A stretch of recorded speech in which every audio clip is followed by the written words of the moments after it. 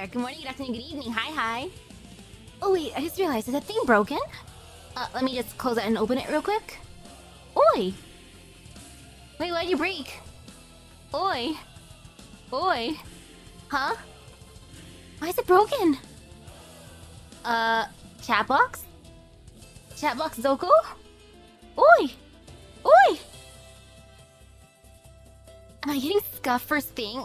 Oh my goodness, look at me! Gathering all this scuff luck. Yo, I'm just gathering ahead of time for, you know... Yeah, I can see the comments, but... Oh, it's really bothering me, what the heck? Let me see if I can fix this real quick. Oi.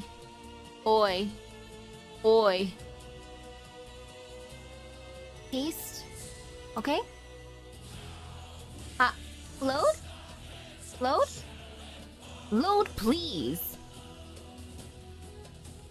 Well, if it doesn't want to load on my side, at least I can see on that side. Oh wait, I think it fixed itself. Yeah. Kind of. Or maybe it didn't. You know... Okay, it did. Yes, it did. Okay, thank goodness. By the way, let's see. How long is this event? I never looked it up. Because if I broke it up to 3 streams, how would it be broken up into? Also, I love the song that's just playing in the background. Oh, it's so beautiful. Test. 11 stages? Ooh. Alrighty. Okay, at least 3 or 4 then. I'm gonna break it up into 3. So now for EPST1. Adios, Salt Flat. Those who cannot be contained in the shacks flee from the Salt Flat.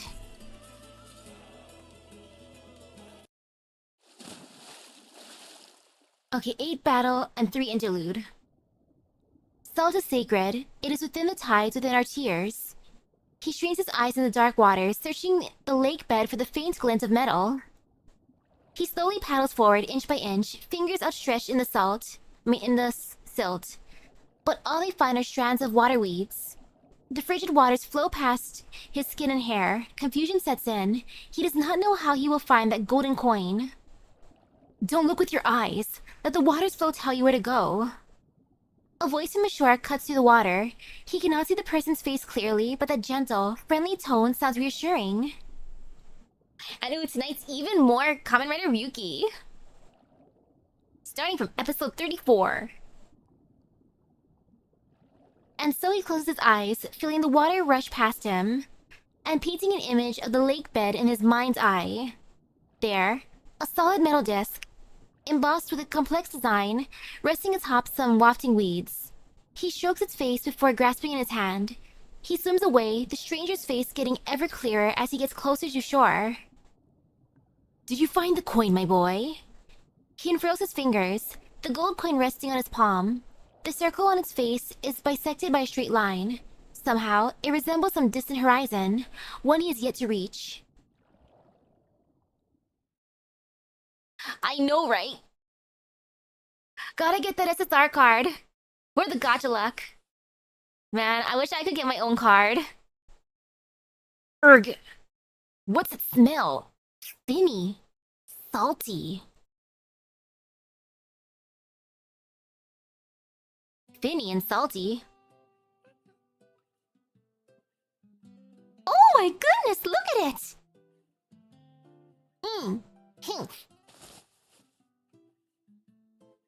Ah, so that's his other name. Huh. Sticks out tongue. Bleh.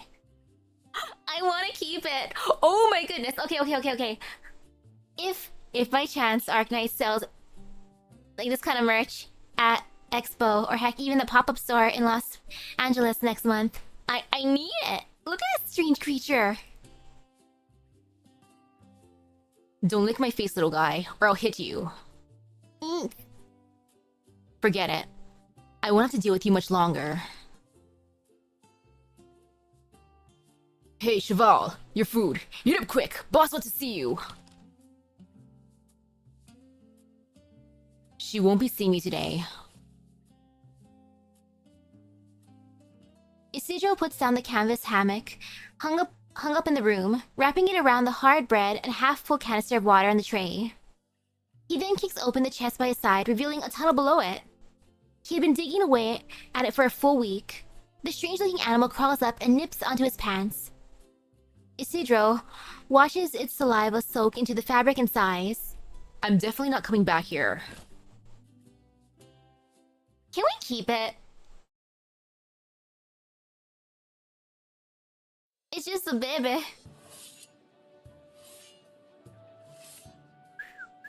Oh gosh, I can't wait to wait now. I normally can, I swear. Javier, can I get that blade I left here last month? Javier! Hello, ma'am. Oh, sorry, Teach. Wasn't listening. You here for the blade? What else? Not your sweat-stained pecs, I'll tell you that much. You all need to stop it with the jokes, Teach. Oh, don't be like that. Seeing you sharpening knives in the early morning is pretty much part of the landscape by now. Look, you drawn in a crowd. Though I don't think they're here to get their knives polished. These leers. Hey there, Javier. What a pain in the... Here, your blade. We don't have much metal left for repairs, so I used other things to fix it up. You have to make do with it for a while. Shell and bone, you're a real dab hand. Wanna test it? Got anything tough I can chop up? I did have a hunk of dry bread, but I just gave it to the kid locked in the shack. Waste of a perfectly good loaf. Hey, move it already. Don't you lot have anything better to do in the morning? Stop blocking the damn way. Russ? Oh, it's you. And here I was, thinking it was the harsh glare of dawn in my eyes. I don't have time for you and your nonsense. Quick, Javier, let's head inside and talk. Sounds like it's not for my ears. I'll be off then, Javier.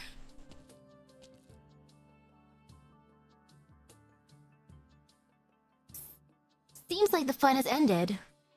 See you tomorrow, Javier.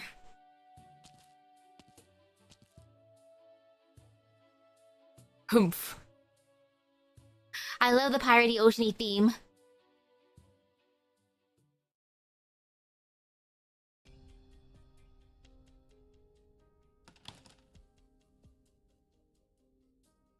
You need to talk to Wana. She's gone mad. She's going to send us all to our deaths, and you're the only one in her crew who can keep a cool head.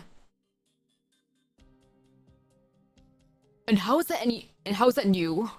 Over all these years, every single one of her decisions looked crazy at first, but turned out to be exactly what we needed, right?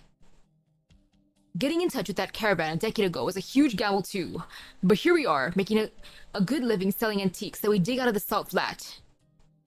Nobody took her side back then. Everyone was too scared of those money-grubbing merchants leaking the location of our fleet to the Inquisition.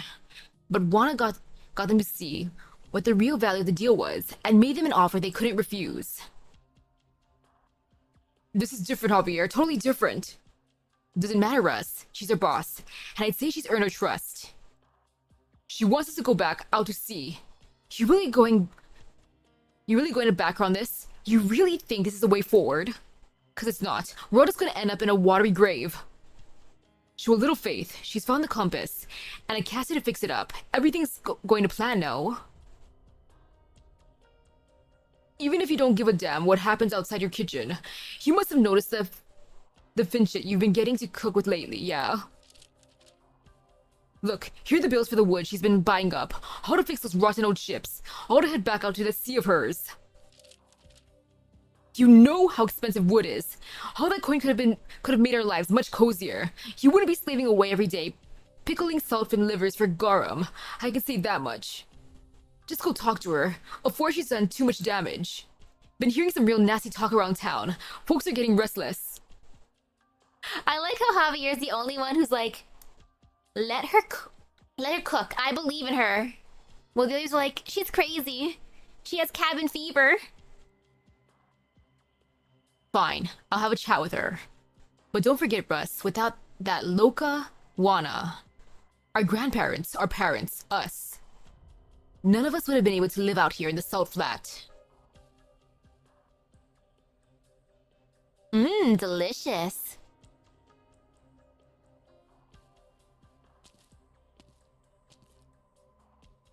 Strange. Where did that cook go? The one I was sitting outside. Mierda. Are they trying to take me back? A man turns a corner, aggression apparent on his footsteps. Isidro quickly hides himself in a shadowy corner, but the man walks right by him, swearing up a storm as he goes. Idiots! You blasted idiots! Just you wait and see that Poot is going to get us all killed. Clear your head, Kesk. You've been eating that girl's herbs on the sly again. That girl's herbs? My head's clear as day. It's yours I'm worried about. I can't be the only one with a problem with how she's leading us, can I? You're all just too yellow to say it. Cowards, the lot of you. Vete a la mierda. If you're gonna see shit, do it at home. But am I wrong, Teach? Don't tell me you trust that Loca too. I've been taken in by her salt-damned lies too, like Javier.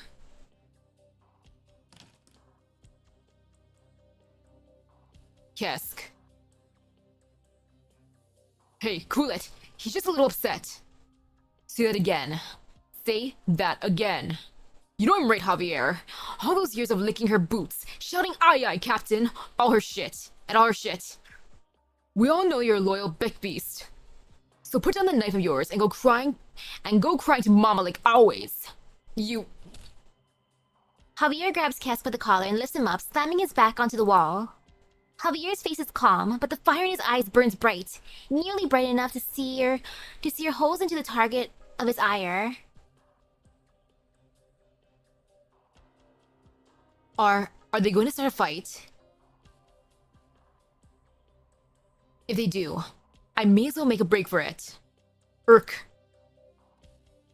Don't you ever speak that kind of sort of fin shit again. Not even in your sleep. You hear me, Kesk? Kesk can barely breathe as Javier presses into his neck. Nobody dares approach the two, only silently passing them with their heads lowered. The people in the sheds lining the street shut their windows tight, one after the other. In a flash, the street is empty. Ugh. Let him go, Javier. He's learned his lesson. Not here, Javier. Answer me! Nods furiously. No, run along home, Cheval. Remember what you learned today. Remember it well.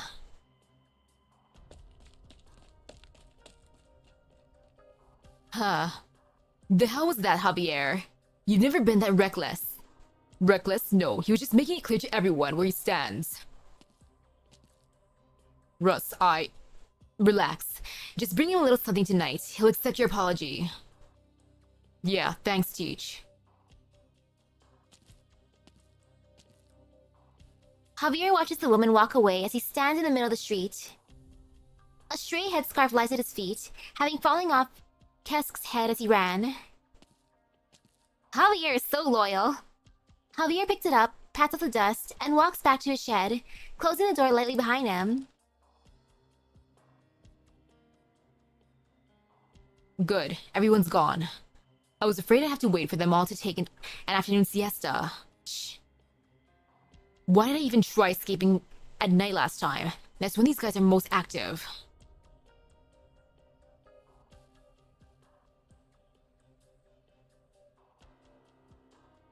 Wee! There. That's my way out. Just need to head down. Only 2 guards. Gotta knock them out. Ahem. Sayana, ever thought about going someplace else? I kept some of those old coins we've been digging up. File off the king's face, and you can barely tell the difference from the new ones. We could leave the flat behind, go to Rimbilliton, Columbia. Anywhere you'd like. No, Jose. I was born and raised here. Never even thought about leaving. You really want to stay and follow the boss out to sea? She's the boss. The sea'll swallow you up. I ain't afraid. She promised us. Well, that scares me. Well, what scares me is that a promise might turn out to be a fleeting dream. If you're that scared, then go. I ain't gonna stop you. I was kinda hoping you would. Are they done yet? If you don't want to leave with me, then at least... At least what? Can't this guy take a hint?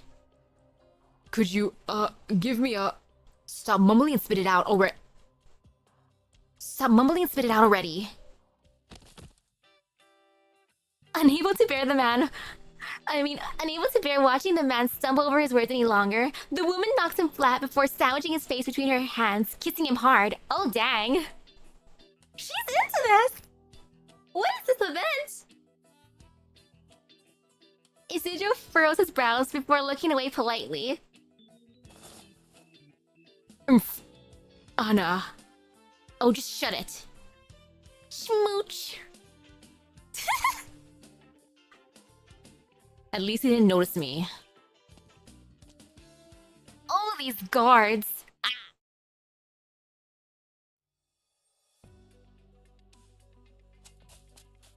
I wonder how far in the past this is, starting off just because his arm's fine. Phew. Need to run faster if I'm not out of here before dark. Based on the last few times, I'm definitely going to be... A giant helm wheel rolls past his face before coming to a halt, stopping just short of crushing his feet. Hello, ma'am. You shouldn't keep a lady waiting, you know. Now be a good boy and come back with me. You shouldn't be here. Still not giving up after all these attempts? We might not have enough spare medicine to patch you up if you end up wounded again, you know. How did you know I was gone, Signora Wana? I made sure nobody was following me. It's my job to be aware of what's happening in my fleet. You can't hide from my little eyes and ears. And yeah, this is Arknights. Besides, did no one ever teach you not to ask a lady a question she'd rather not answer? The young man does not reply, silently thinking of the sword that had been faithfully at his side for years. If he still had it, perhaps it would have evened the odds. But it shattered, just like the freedom currently within arm's reach. It had died in these salt flats, snapped in two. Isidro clenches his fist, grits his teeth, and grabs onto whatever is left of his things. The lady lightly draws her sword, her stance relaxed. Out of my way!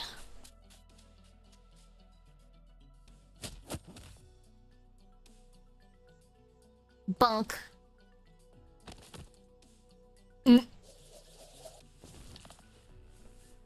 After a few sword strokes, the unarmed man falls defeated. Facing the salty sand, he could not protect even the last of his belongings. As Wana ties him up and heaves him over her shoulder, he feels something in his heart silently shatter. I like how she just tied him up and then threw her over her shoulder. Ah, youth. Never knowing when to give up. No matter how many times you're beaten down, you're ready dreaming of the next attempt. If you're that desperate to leave, then fix it, Compasser me. How many times did you say it? Only an alchemist can fix it, and I'm no alchemist! Oh? Then care to explain where that gold coin of yours came from? I stole it. You're a terrible liar. Hoven. On his face is a mark only a few know of.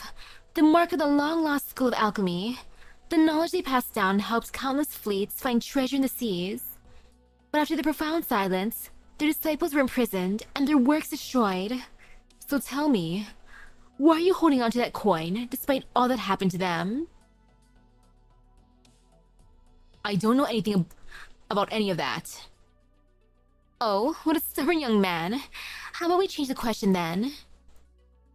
How did you dig that tunnel of yours? The bread you gave me was really hard. What a clever boy.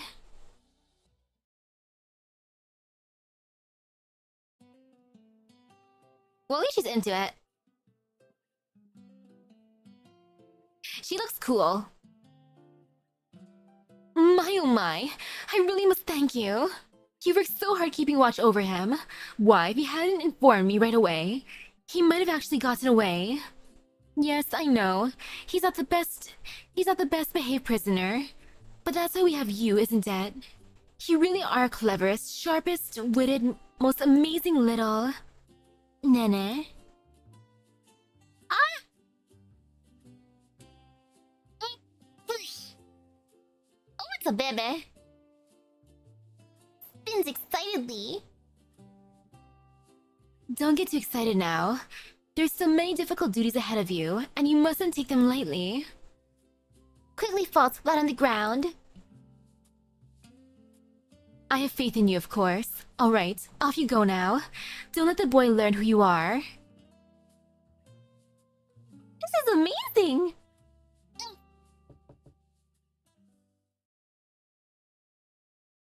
Come in, Javi. Pardon me, Senora Wana. I hope I'm not interrupting your time with Nene. Oof. Don't give me that look. I've got a little something for you too. My, what a fine little ball of bone. Did you carve it? See, out of bone shards I broke off some of our older weapons. Else they'd have gone to waste. I wanted to give it to Russ as an apology, but he won't open his door for me. Oh, I did hear about that. You shouldn't be so hasty, Javier.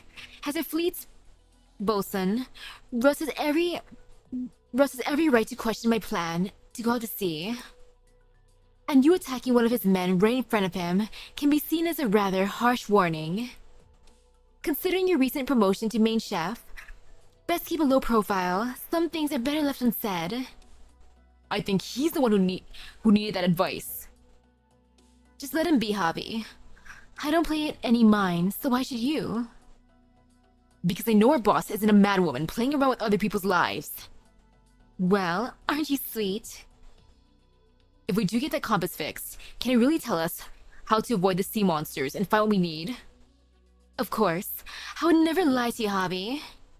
The South Flat won't be able to support us for generations to come, while the sea is a nigh inexhaustible font of resources.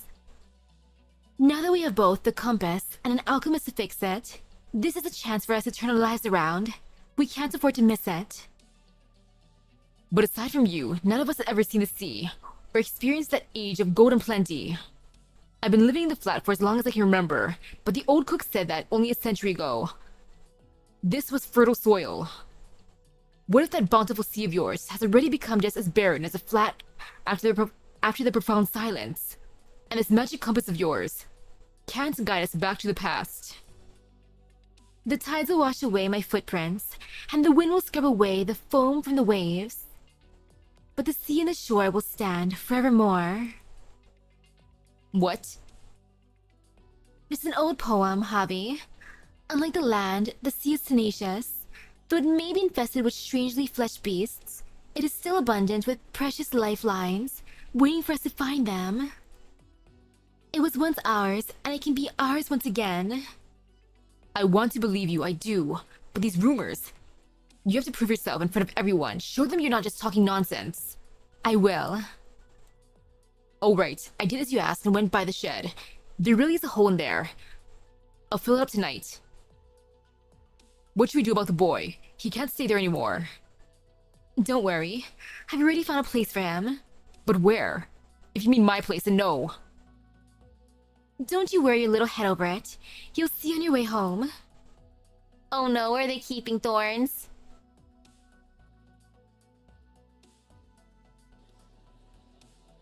Damn little brat. This peg leg you sold me is pure garbage. 2 days and it's already split in twain.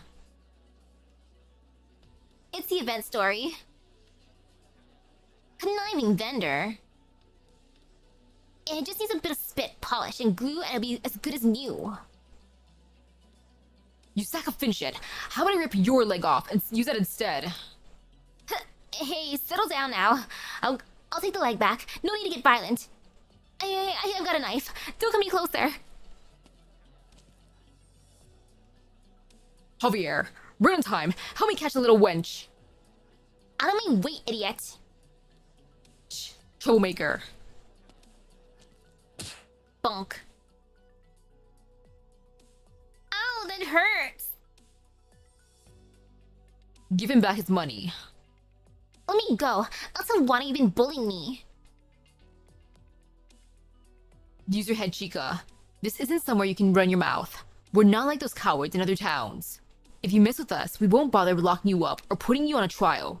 Left hand or right hand. Choose the one you want to keep. How dare you? If it weren't for me, your boss would never have gotten a hold of the compass. Care to try your luck? Fine. I'll return the money, but you gotta give me back that peg leg. Not on my life. It stuck to my leg. It's mine. If it stuck to my leg, it's mine. You're no better than a pack of bandits. I'm glad you finally come to an accurate assessment of us, Senorita. Haha, slip with the tongue is all. Here the money, and, adios.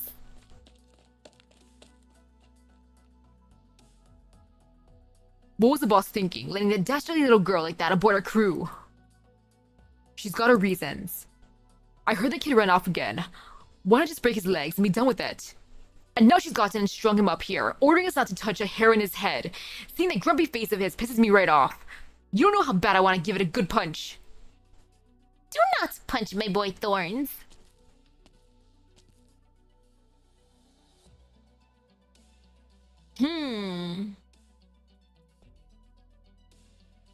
Well, Lana wants to... She's chasing the good old days. Which is like, ma'am, how old are you? Compared to everyone else? Like, Lana, you look great. Hey, don't go, Javier. I was just thinking out loud. Hey!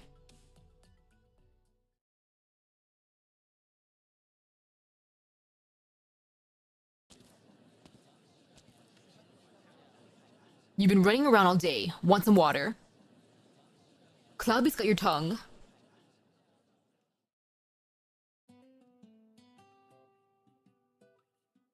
I won't surrender to you lot. If that's how you want to have it, Cheval. Just here to give you the bad news. I'm afraid you're going to be out like this all night. Whatever, I don't care. Good to hear.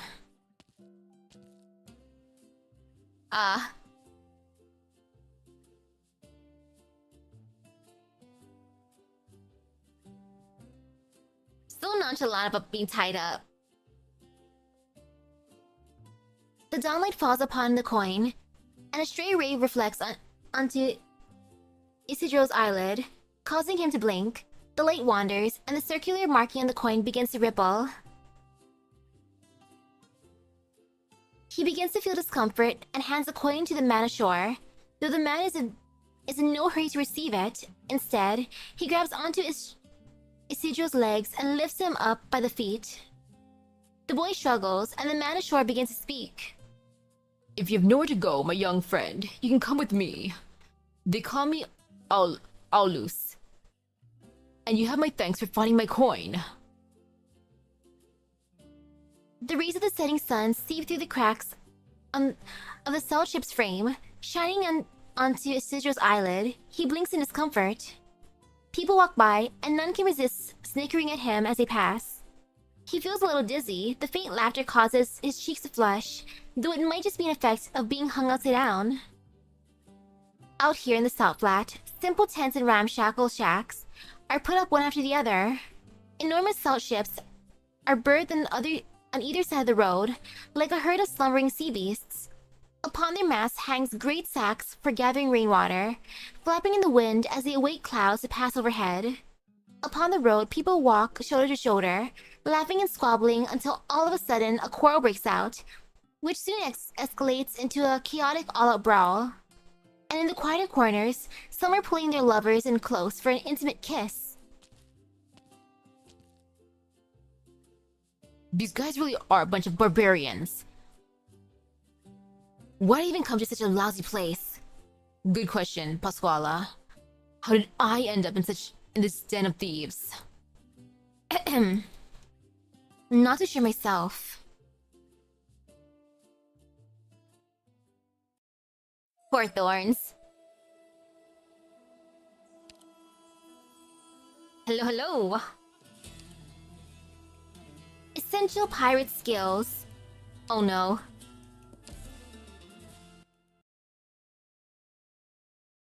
Ooh. Profound silence came to Iberia. 1038, essentially 70 years ago from now. Oh my goodness. Hey, hello. Ooh, 20 floors of the new event. Oh, that sounds good. I am so tired today, but it's okay. That scout ship's approaching. The pirates might board us at any moment, so be ready.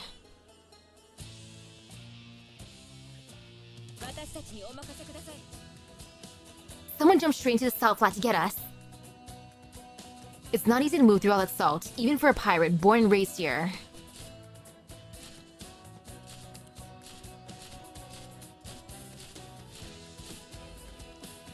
The salt flat consists of hardened salt layers, but also fine layers of quick salt. If they stay down there for too long, they'll slip and sink into it. Ooh, on June 28th, 1038, the Iberian coastlines experienced abnormal natural phenomena. All of a sudden, the waves around Iberian coast turned silent. Geological activity turned abnormal around the Iberian coastlines. Communication signals between ports and cities were suddenly cut off. Ooh, hello, welcome. Hey, thank you for the raid. Hope your stream went by well. A giant tsunami occurred and washed upon the Iberian shores, destroying many ports and coastal settlements. In the process, the once glorious Iberian Armada were suddenly sunk into the deep, vanishing into history forever. The eyes of Iberia dotting along the coast were shut down as their power supplies were destroyed by the aftershock. Oof. Pain. I doubt they'd be eager to jump in if they had any other way to get to us.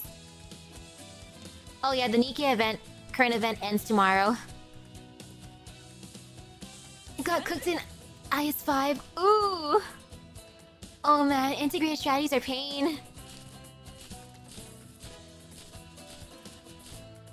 Watch out, the pirate's building a rope bridge.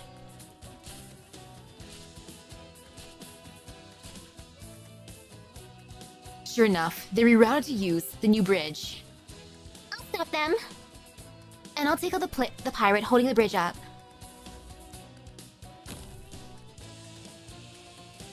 Funk. This is gonna be a fun mechanic to deal with.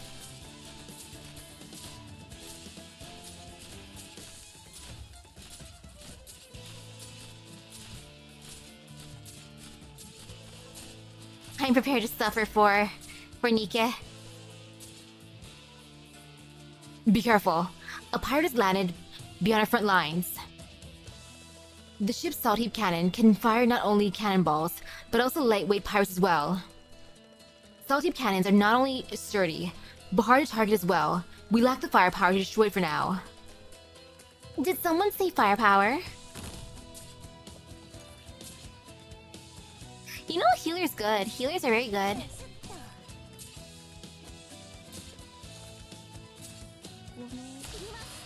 You know, might as well do that. Funk. Okay, all is fine. Yes. Funk. Not dealing much damage from the front. Then wreck it from the back. Ooh, okay, I can bonk it here.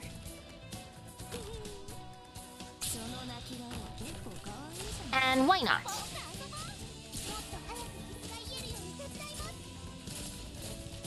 Okay, this is fine. Bonk. Yep, just started the event.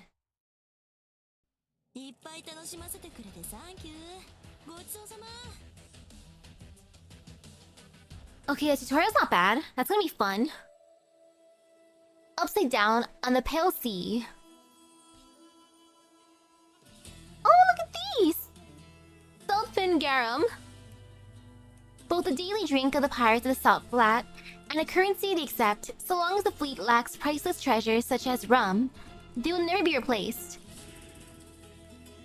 Beverage made from chopped saltfin viscera and fermented with microorganisms from the underground rivers beneath the salt flat. The stench is both invigorating and tear-inducing. Oh, it's stinky. And as for its other properties, Has anyone told that idiota in the kitchen that you don't need to add any goddamn salt to a salt fin? Oh gosh, it's adorable. Yet, ugh. Very stinky, okay. Well, that's gonna be an experience. Mmm, delicious.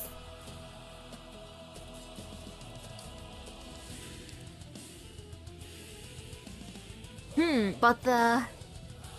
Oh, Tomimi's adorable.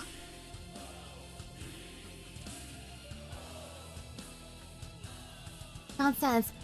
Because even after 70 years ago in 1100 years, and going forward, it must be so severe that the current barrier is so oof. The pain.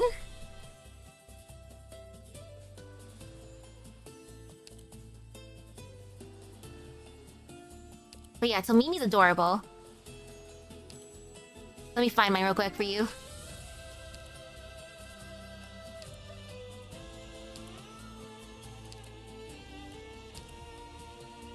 I know I have her in a special outfit.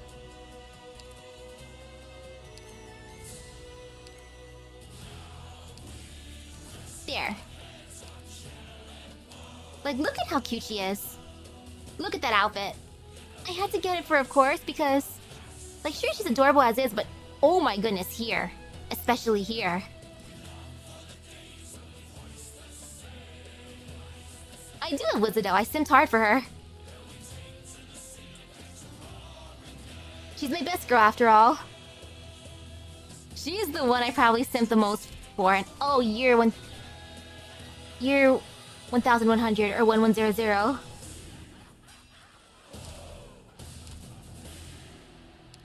Okay, now back here.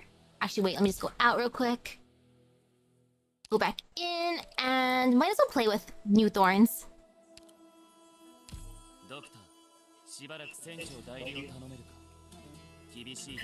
We have this Thorns. Mr. Lodestar. Looking all cool like. And then I have my regular boy Thorns. And of course, I have to keep him in this outfit just because it's funny. I love the thought of him casually going shopping. Like, I do love his other ones too. Like, he looks so cool here, of course. But... casually shopping.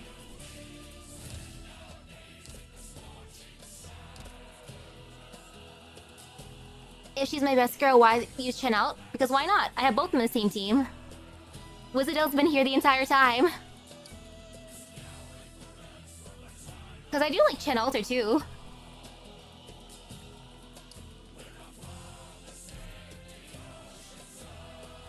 Like, I don't see why not both.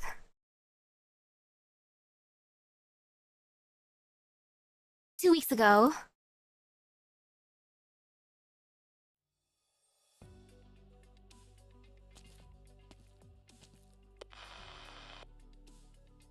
Beginning recording. My sandboard is heavily damaged, and I can't find the materials I need to repair it nearby. As for my water reserves, they can last me one more day, at most. Thankfully, the next supply point is only half a day away. This many messages, really? How long have I been letting them build up? It's been a while since we received any news from you, Operator Thorns. Remember to report your position when you have the chance.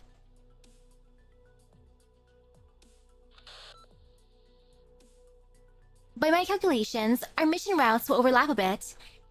If we can find the opportunity to meet up, I've got some spare supplies I can share.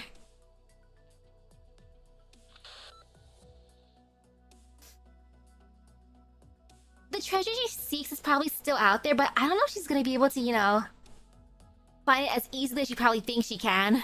Cause oh, if it's at the bottom of the ocean, oh no. Hey Thorns, how's your trip to find the super ultra close sword techniques going? Any good news? Forget it. I'll reply once I'm done walking.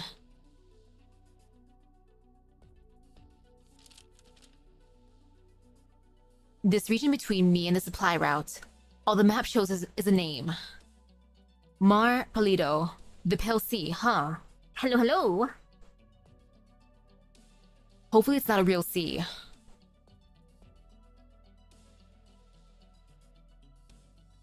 Walking, walking, walking. Out in the open wilderness, sand rides along with the wind, bringing with it a salty, finny smell. Sunlight pokes through the gaps in the dark clouds, while long dry riverbeds boast only a few brushes and shrubs. Some rustling among them proves that this so-called wasteland is not completely devoid of life. The young man pulls out a rope and ties together a few planks. Once done, he steps atop them and takes a leap. Whee!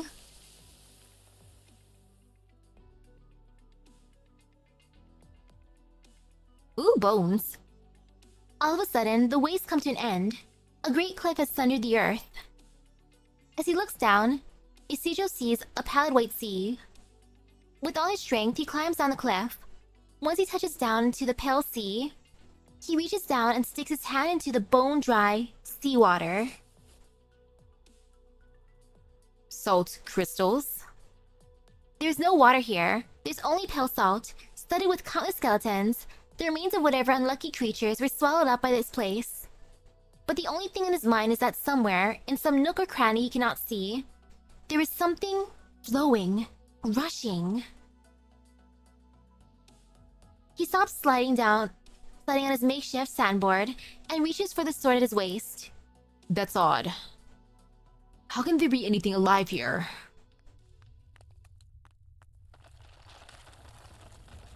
Okay, you know little Nene? This is probably little Nene's like great-grandma or something. Evolution made him compact and extra terrifying. The ground beneath his feet shudders slightly, and the layer of salt slowly subsides around him. The trembling intensifies as an indentation in the salty ground approaches him at high speed. There are fins in the salt flat.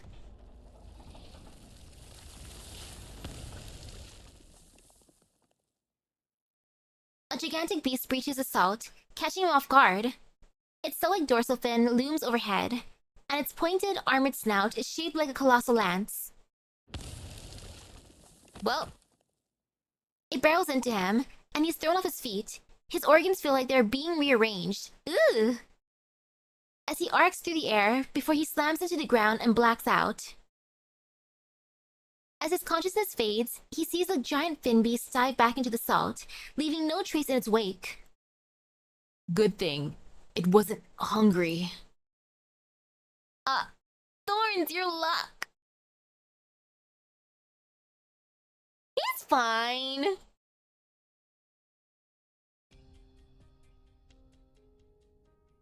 Well, just my luck.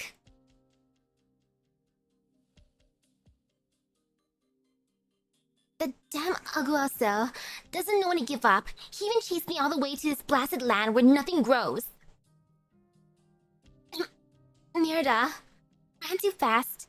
All my water spilled. What now? Blah, blah. This is all just salt. Dewy. Without water, I'm not gonna make it to the town of Aron. Huh? What's that? A gust blows past a pile of salt and dust, revealing two motionless legs sticking out from beneath it. Just some other unlucky soul who wandered into the salt flat without knowing what he was getting into. Your bad luck is my good fortune, though, amigo. Hehe. Is she looting the body? A full bottle of water. Excelente. Glug, glug, glug. Huh. Let's see what else you've got. The hell are all these bottles and canisters? What are the blazes with that smell? It stings. Well, whatever it's medicine, whether it's medicine or poison, it should still fetch a pretty penny. Rhodes Island Pharmaceuticals. Whatever, mine now. Truly a loot goblin. Huh? Foreign money? What, you expected to find a money changer out here? Not even foul beast shit here.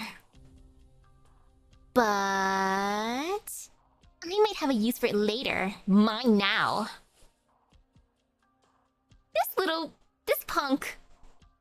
The girl sifts through the man's wallet, finding only a few silver reales, alongside some foreign coins and a meal voucher with Rhodes Island cafeteria soup ticket written on it. At the bottom of the wallet, a glimmering gold coin catches her eye. She reaches down to grab it, flipping it a few times as she retracts her hand. On one side, there's a circle split by a horizontal line. On the other, an inverted triangle. It's heavy. Must be pretty pure. Wait, I feel like I've seen these patterns before. Aren't they what Wana's looking for? Shame. Why are you even lying out here dead anyway? Well, you've been so generous. I can at least send you off on your final journey, amigo. But he's not dead! Here, have a proper burial. Ah! A thief is nothing but a body hollowed out by greed. They take from others for their own benefit, but satisfaction ever eludes their grasp. The moment she hears a sword being drawn, she knows it's too late to run. She looks behind her, her body trembling as her muscles refuse to move an inch.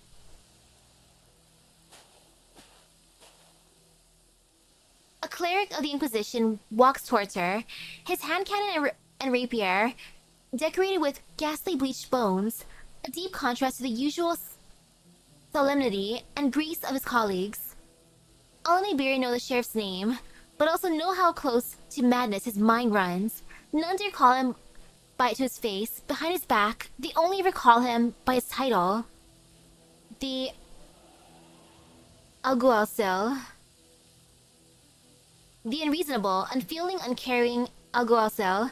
The Alguacil that inlays his weapons with bones of criminals as a warning. That is so edgy. The Alguacil that will chase a criminal to the ends of Terra and back. I've come to free you.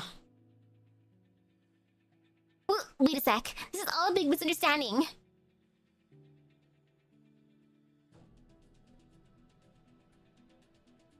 Wakey wakey, Thorns. My head hurts, and my mouth's full of salt. No, I don't want to die. Mercy!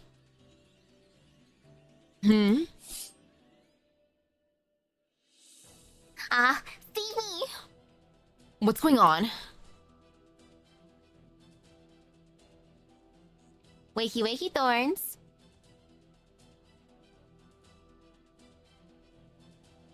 Why do you struggle? Your death will free you from the eternal torment of sin. Most holy Signor Anastasio. Please let me go. Say reason, please. Someone forced me to do it, really. I swear my life, I don't even have it anymore, honest. If you don't believe me, search me. I don't have any compass. If you let me go, I'll take you to them. If others may impose their greed upon you, then so too will your greed corrupt others. All who have been tainted by avarice shall receive judgment. Someone save me. Anybody! The Alguacil's rapier sweeps across her face, but before it presses against her neck, the black sword swoops in from behind, knocking aside its point. A golden liquid drips from the black sword's edge, sizzling as it eats away at the salt on the ground, and a crisp scent spreading across the splash. Run. The dead guy's alive. I'm currently arresting a criminal who has stolen a forbidden relic from the Inquisition, Signor. I do not mean to disturb you during your repose. You're with the Inquisition? Before you shield this vermin from justice, I pray you first ascertain if all of your belongings are still on you. What? My wallet. Your swordsmanship is impeccable. It should be used to shelter the innocent, not harbor criminals. Mirda. What is this? Isidro pats on his body. In the depths of his pocket, he feels something small yet hard. An irregularly shaped piece of metal. At first glance, it looks like detritus from a factory, but careful examination reveals a fine alchemical symbols etched all across it. Oh wait, my door...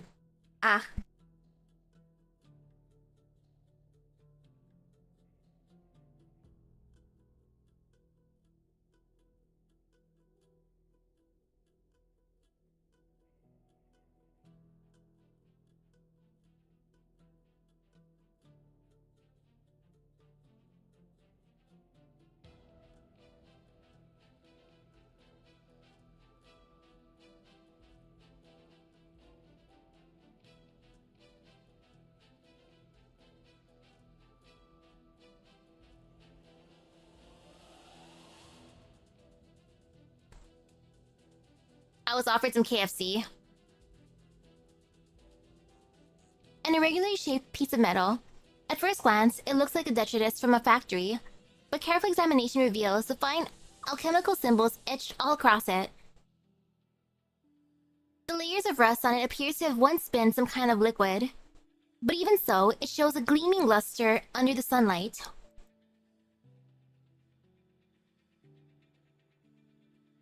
And it seems you discovered where Senorita Pasquala hid her ill-gotten gains. Had to be, senor. Then leave it all haste. The piece of metal is said to be used to traverse the seas as a compass, using liquid vibration metals to which to go. Oh, it's cool! Curzonix. This is a compass filled with Corzonix. I thought all the products of alchemy were destroyed. Oh ho! And here I thought the nuns sinless in Iberia would yet recognize it. The alguacil turns his rapier towards Isidro, his severe expression shifting towards quizzical. You've piqued my curiosity, senor.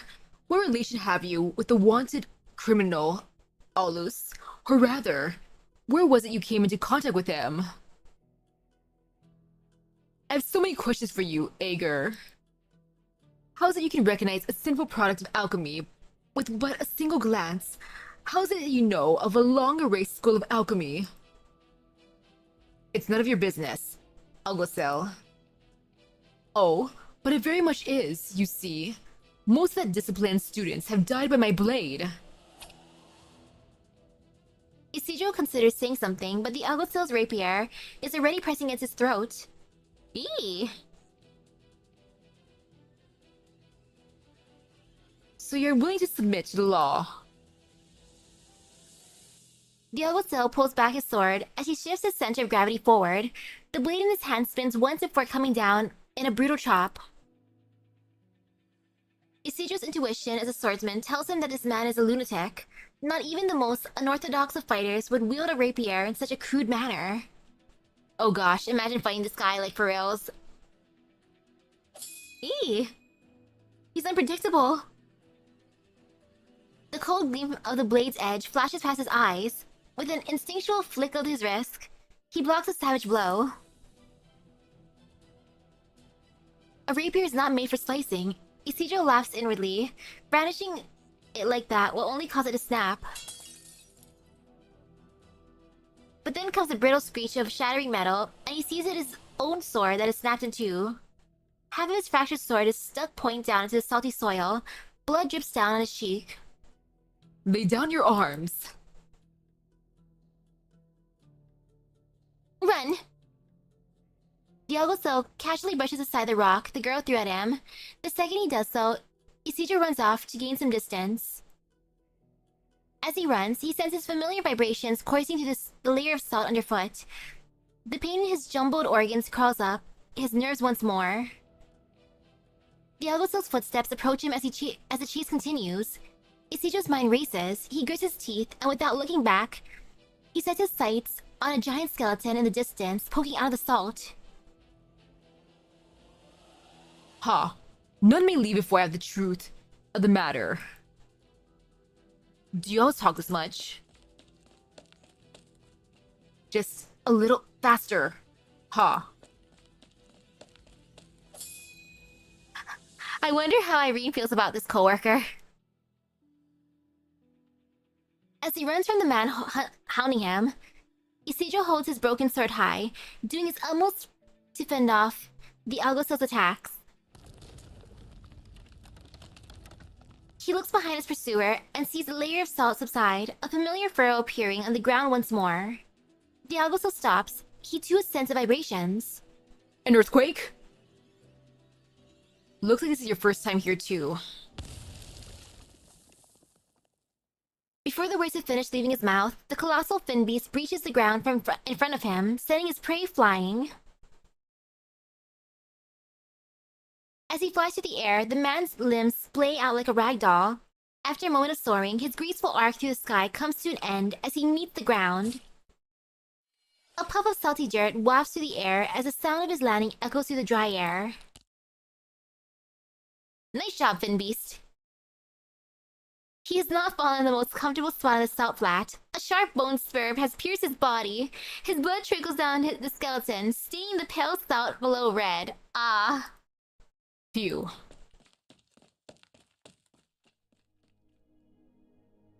Is he dead? If he isn't, we're in a whole lot of trouble. If he is, we're in a whole lot of trouble later. What do you mean, senor? Did you put this thing in my pocket? It just fell in as I was pulling you out of that salt pile, honest. Haha, do you believe me? My pockets have zippers. Then allow me to beg forgiveness for my transgression, senor. Still, we're both alive, right? Why didn't you run when that Aguacil was attacking me? Would you believe me if I said I found a conscience? Look, if you died too fast, I wouldn't have been able to get very far away, anyway. Not to mention, you still have the compass. The buyer paid a lot of money for it. If I did try to book it, all that hard work would have been for nothing. Where are you headed? Huh? You might have been a source of my problems, but you also helped me out, so I'll return the favor. I'll get you where you need to go, and then we're even. Then we're even? You haven't even considered going on an adventure with me? Or we could part ways here. What you stole from me should be enough to keep you going for a while. I'm heading toward the town of Aron. Up on the hill over there, but it's a good 2 days walk from here. 2 days. Half a day should be plenty. Huh? Really? The girl senses the underground vibrations closing in on them once more. A towering dorsal fin breaks through the salt and sand, rapidly approaching them. She gawks at him incredulously, but he looks back with steely certainty. Mind if I borrow your rope? My sandboard's broken. He is so chill about this.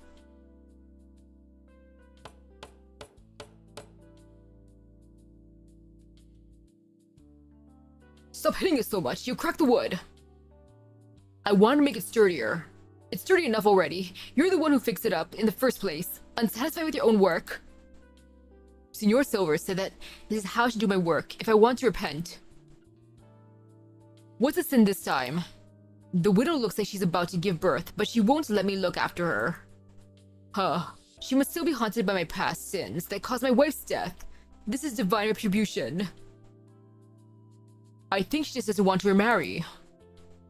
What are you talking about? It's been 2 years since this town has seen its last birth. I have to take care of the child. No. I would never have such ulterior motives. That's a good point. Most of the people young enough to have kids have already gone. All that's left here are us old-timers. Wait here, and... But wait, over there. Sun's yellow.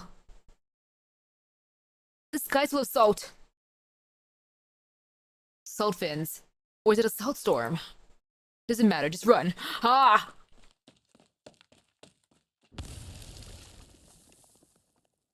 Salt. The cloud of salt and dust swallows up the fleeing townsfolk as they scream in fear. Soon after, a colossal saltfin parts the cloud, revealing 2 people riding on its back, one in front of the other. The young man in front pats the saltfin as he extracts a broken sword from its body. The saltfin digs into the salt crust with its pectoral fins, giving the man a resentful glare before it departs. He pays no mind to it, instead meeting the townsfolk's fearful gazes as he approaches them. Sorry to trouble you, senores. But is this the town of Aron? Who are you? What do you want? Isidro, I'm here to find something. Here, my travel pass. Travel pass? Didn't Senor Silver say that nowadays there's a lot of anger coming ashore to help us rebuild? Does he look like he's here to help? All these outlanders bringing with them is disaster. If I'm to die today, then let me die blocking your way. Huh? What are you talking about, senor? Hey, let's all calm down. This is a misunderstanding. See here. This is my Alguacil's badge. The higher-ups sent me and my understudy here to meet the local a local qualificator. Look, it's real. It looks just like Senior Silver's. He's a student. He had a growth spurt. Can Ager even join the Inquisition? It's all a part of the plans for restoration. Huh. I simply cannot keep up with these changing times. Thanks. Did you swipe the badge off the guy earlier? Just asking, not judging. You don't look so good. I can't hold it any longer. Oh. I'm just a bit sulfin sick. Between bursts of vomit, the girl stuffs the badge back into her bag. A wayward glance shows Isidro a dozen or so of the Alguacil's belongings within bag, alongside a few bottles of his own proper potions. Oh my goodness. She actually looted him. Thoroughly. He's not entirely sure when she took them off him. Forget it. We're even now. I'll be off then.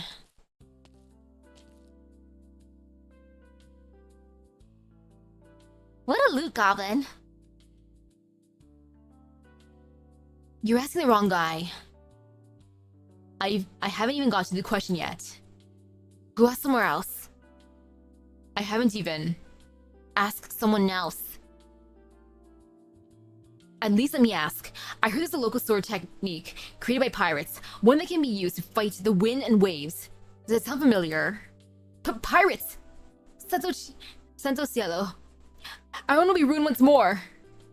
What? It's about to rain. I need to go home and take in the laundry. Just go away. Vete.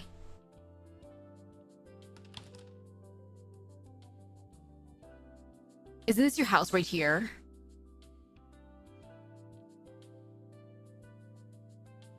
Also, isn't this the driest part of Iberia? As he voices his doubts, he hears a clattering of footsteps behind him.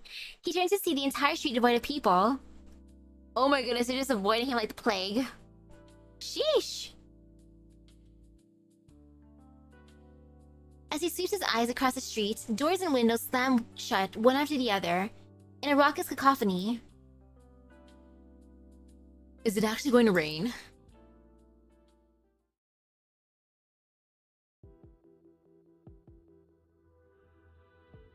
The lump of meat in his mouth is shriveled and dry. One of his left molars is loose and hurts like hell itself. Oof. Leaving him only able to mash the meat with his right gums. Ew! Madre told him that this was the last of the food in the house. He thinks about how she looked as she threw it on the ground. So tender and caring. He thinks about how she looked as he picked it up. So cold and cruel. Such contradiction. He blames the jumbled memories on the hunger. Just as he does not remember if it was Madre who struck that molar loose, or if it was just a new one coming in. The hunger is too great. He swallows a lump of meat and mumbles to himself. This is the last portion. There's none left after I eat it. Where can I find more? There's a sound of a knife being sharpened from outside the door. He remembers hearing this noise before Padre disappeared. The ghastly truth dawns on him as he feels cold all over. He recalls how Madre opened the door as she held the meat, a terrifying smile on her blood-stained face. She bade him open his mouth, bade him chew, bade him swallow. He licks at the empty sockets in his gums. They had hurt once, they don't hurt anymore. It is only because of sin that he yet lives. He should stretch out his neck and await the axe. In death, all things will be washed away. What is this ominousness? The scent of dried blood upon the sharp bone spur has drawn all sorts of small, bloodthirsty beasts. They cannot stop themselves from crawling towards this gruesome wound.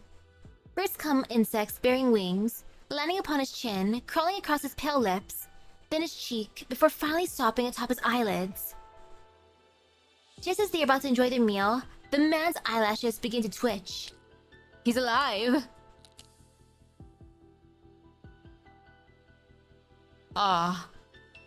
Anastasio, you sinner. Since when was it your time to die? Ugh.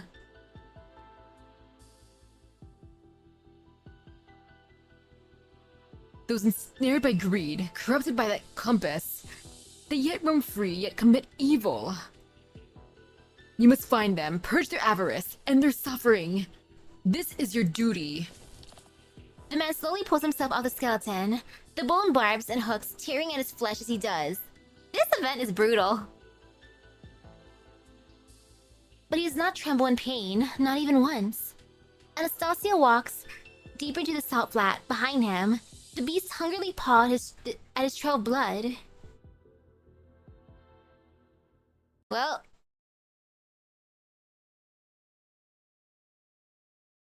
yeah, you'd want things to get better, because this is just,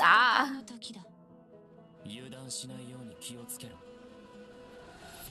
ドクター、ここっていい景色だね。steer.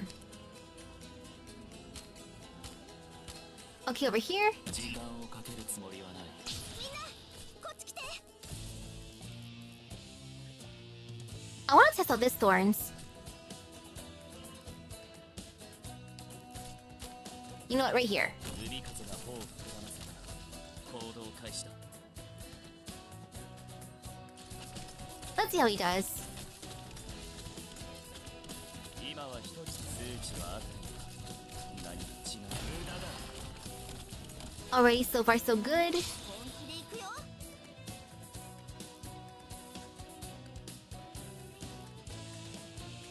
You know, she has his side. リング概要なんてただの紙くずよ。あんたが何をしたいか知ってるわ。 And that side's actually fine. 武器なら目の前にあるでしょ。ついてないわね。今日のリンゴを Oh, but the way that guy's invisible, I don't like that. Look at that lurker. 見なよ、どうしようかな。君の正体、すぐに分かっちゃったんだ。 Like, oi.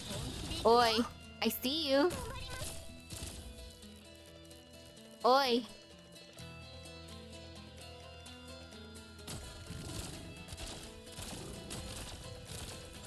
He's just waiting there menacingly.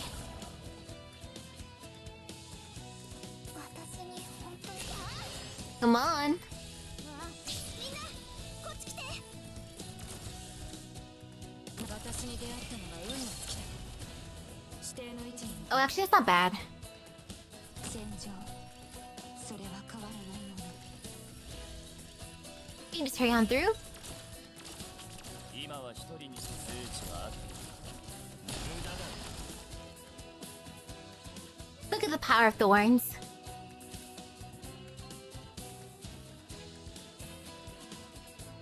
Thorns will feel being able to visit Aegir after some time passed, and Aegir's become more common on land.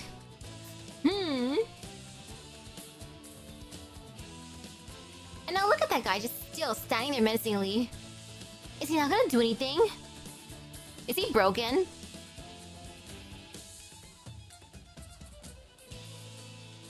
Actually, no, he's moving. ドキドキする距離を合わせて。今日はもうじき終焉だけど。 Dude. 君たちはまだ。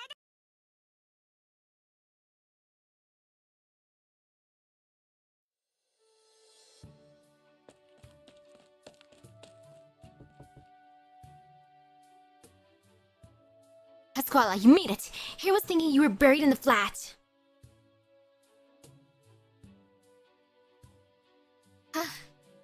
You're as pale as the salt. Run to something on the way? Shut up, Teach. Let me in already. Do you want to come in? Did you get what the boss asked for? Of course he did. Not just the compass either. I got another big haul too. Senora Juan has been looking for an alchemist, and I've got a lead. So can I come in now? Of course, Master Thief Pasquale. You honor my humble abode. Master Thief.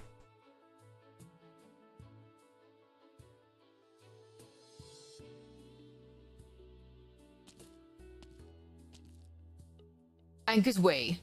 Anchors away, hoist the sails. High winds roar, close the door. Rain drowns our drunken haze and lights our hearts ablaze. Ready ho, sail forth! 1,000 ships break apart.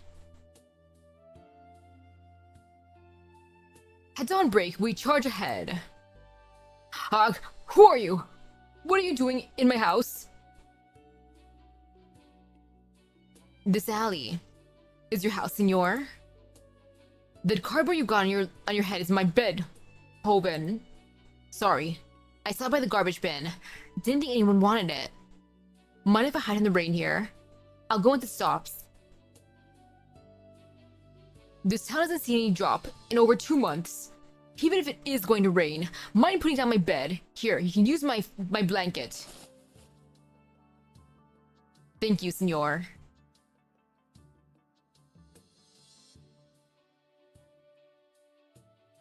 Anastasia is just... He's pretty battle-crazed. So what are you doing here for Edgar? I'm looking for a local sword technique. The legends say that the ones who devised it were... a few months ago. I heard about a technique that can fight the wind and waves, and decided to come here to learn it. That's mighty brave of you. Don't know what the Inquisition's been cracking down on pirates these days. I'm not interested in becoming a pirate. I just feel like my own swordsmanship's been lacking. Swords are for cutting people down, not cutting them through the waves. Besides, why do you want to learn it anyway, heading out to sea? Too many questions, senor. There's always folks believing such foolishness. If you come by half a year earlier, I could have brought you to the guy you're looking for. Back in the day, he learned a thing or two about those pirates, always bragging about how he could chop up the sea itself. In the end, he was just like me. Came running back to town, waiting to die, and peaceful and quiet. Did he leave anything behind? His diary? Took that to his grave. You have to dig it up yourself. If you knew someone wanted to learn the sword from him, he'd be so happy he'd jump right out, bones and all. Oh, time to do some grave digging now.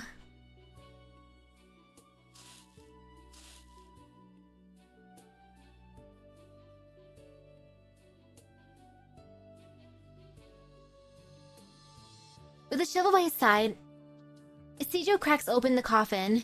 He brushes aside the grains of salt that fell inside, exposing a lustrous, red-flushed corpse. The corner of a book pokes out of his clothes. Isidro gingerly pinches the book and pulls it away, doing everything he can to keep the flimsy paper, made brittle by the salt, intact. Is this the diary you mentioned? It's too tattered, I can't read a thing. Blech.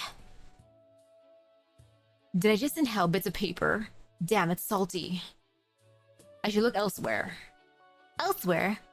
Where else would a wicked grave robber and a cannibal such as yourself want to spread his evil? Grave robber, cannibal? Oh, Thorns, you look so sus right now. I can't blame this one for thinking, you know?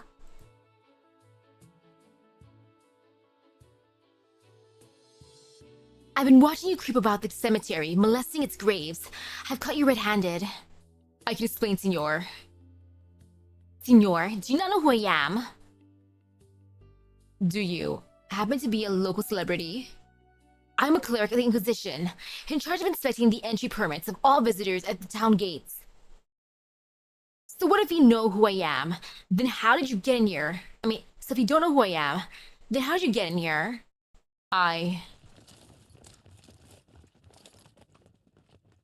Guards, arrest this man! Well...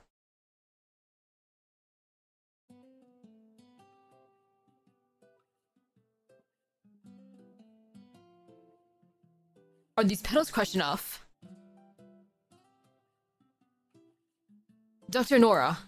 What? Oh, more or less. A few more times and you can start blending in the oil. Why are your hands shaking?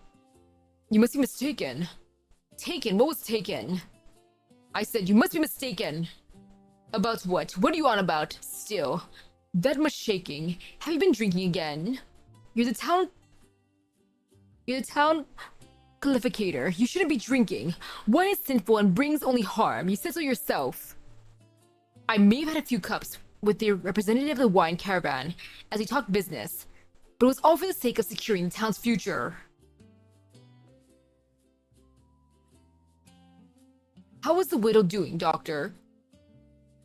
The who now? Speak up! The potter's widow. She's giving birth in a few days. Gaining girth, and now gluttony, yet more sin. Oh my goodness, this conversation. Ah!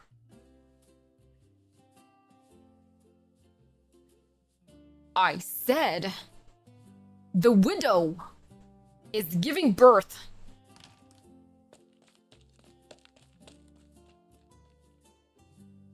Senor Silver.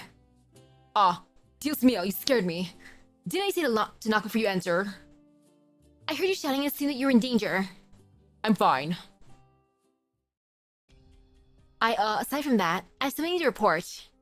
We've captured a lunatic, a blasphemer in the cemetery east of town. He was stealing corpses in the cemetery. What?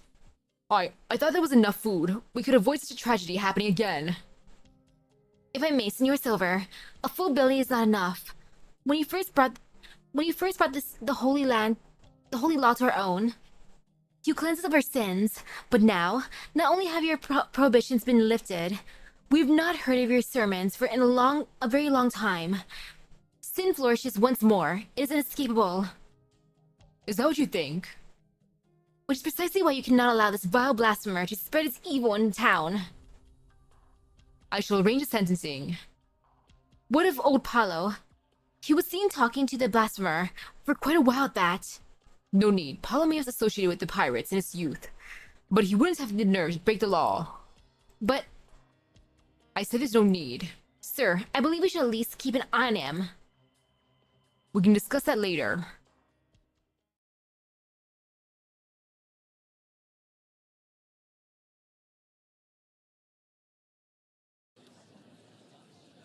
Digging up a grave. Don't tell me he was about to, you know. A sinner. Our own is no longer pure. Calamity comes once more. Padre. Qualificator, I beg you, kill him. Cleanse his sins. Don't let us be visited by disaster again. Struggles. Stop that. Senor Isidro, is it true that you were stealing from the graves of the town's residents in the middle of the night? I don't deny being at the cemetery. I don't deny being at the cemetery, but I... What? Pasquala? Isidro, amigo, I never took you for a grave robber. Of all the things to steal, corpses, really? Makes me right sick, it does. Might I remind you, Pasquala, that you're chained up too. Silent sinner, you'll be in trial next. What are you even doing here? Old habits. Girl.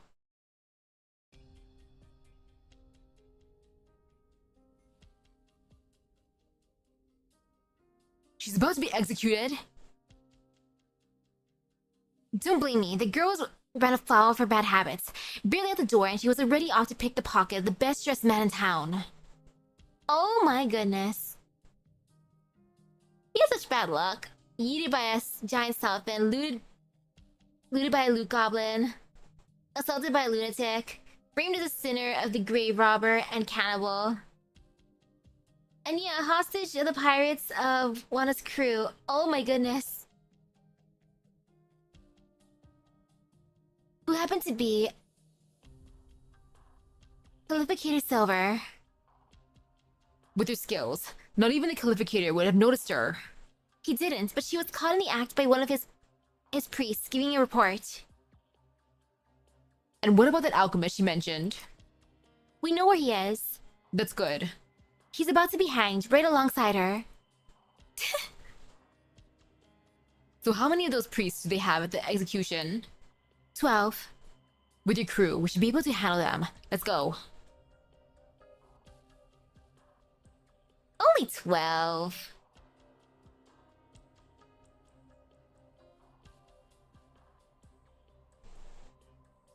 Senores y senores. According to the laws of this town, these two criminals will be hanged by the neck until dead. I hope this will serve as a warning to all not to allow your souls to be tarnished by sin. The time has come. Execute them. You don't look worried at all. What's there to worry about? You got a way out of this then. Not this exact moment, no, but it's all about timing. The girl turns her head, looking to the side of the gallows. A warrior priest has his hand on the lever, ready to pull it.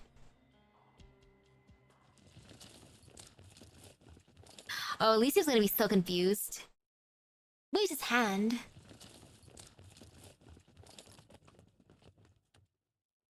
Rescue.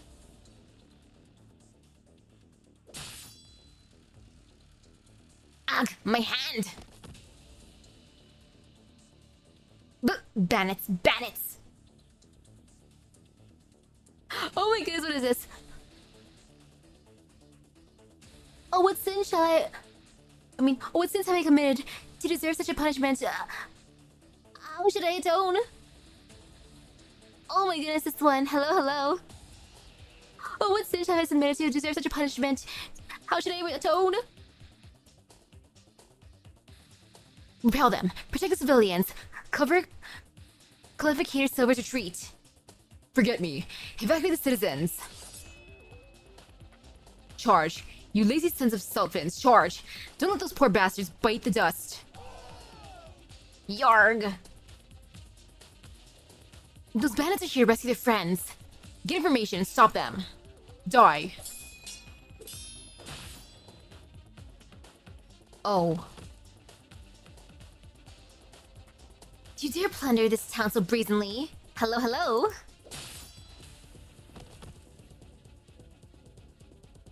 We'll handle this thought, Javier. You see Pasquale and the boy. Quick like. I owe you one. Don't let them have their way. Yes, sir!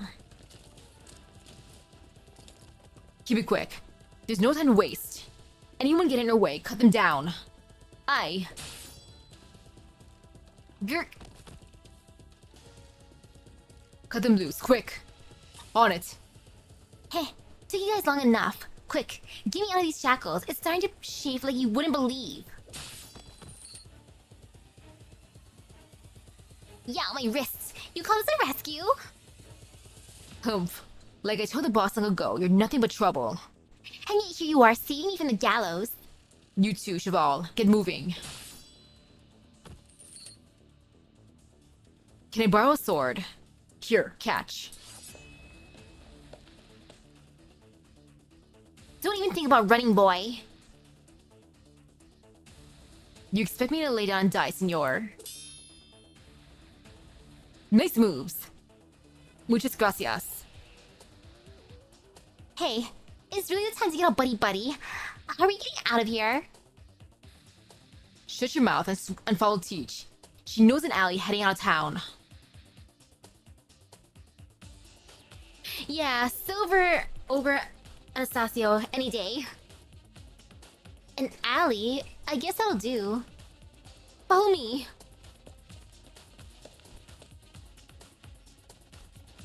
They're heading south. South? It's a sheer cliff. What are they up to?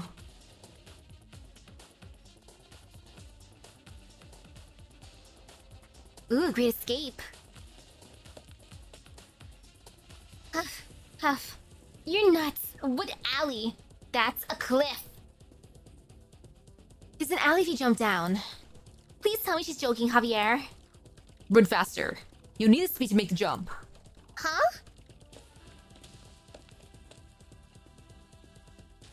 Sally speeds up.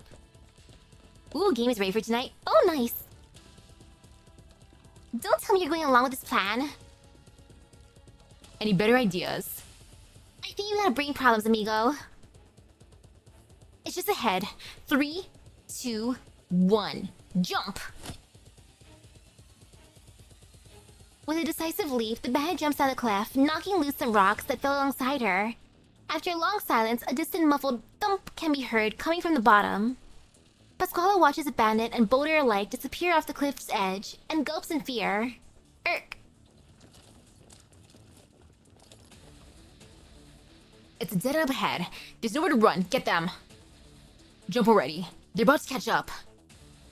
Pasquale looked to the cliff and then back at the warrior priest pursuing them. No, I'd rather get cut down. I'd rather get cut down than jump. Zip it. Hey, well, what are you doing? Whee! With the girl tucked snugly under his arm, Ichijo takes one last look back. Then he sets his sights firmly ahead and leaps down the cliff, a screaming Pasquale in tow. Ah! You lousy piece of fin shit! I'll remember this!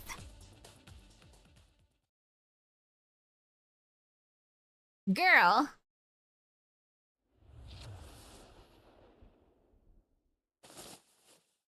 This is fine. In the midst of her panic, Pasquale feels herself landing on something soft, quite unlike the solid ground she expected. As she opens her eyes, she sees the giant cloth used to catch her. Eh?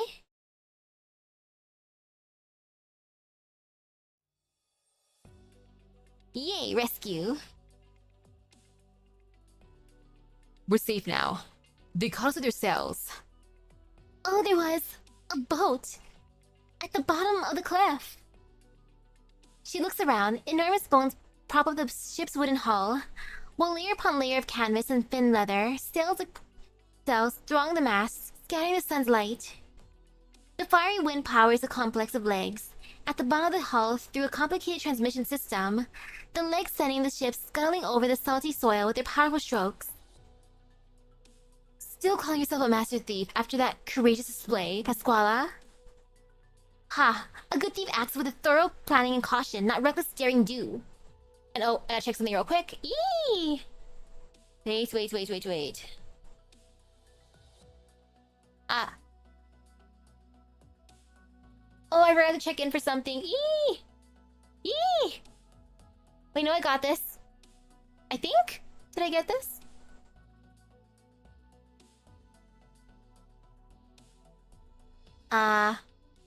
Kind of? Maybe? Oh, wait, there. Oops.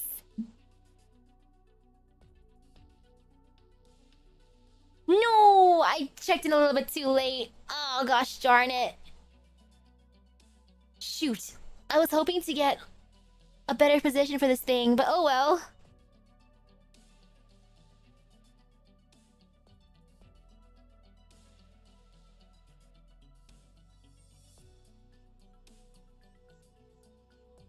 Well, that's fine.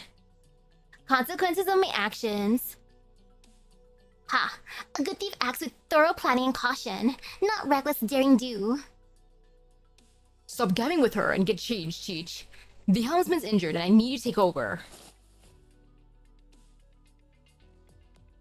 Didn't like that outfit anyway. Way too tight around the bodice. Huff, huff. What's that you're carrying? Food and water. I spotted the greenery earlier, so I snagged some in the kiosk. Set it alight before I left too. Haha, they'll be too busy putting out the fire to worry about us. Not half bad, you bastard. Now put your backs into it, ladies and gents. We reach home tomorrow night.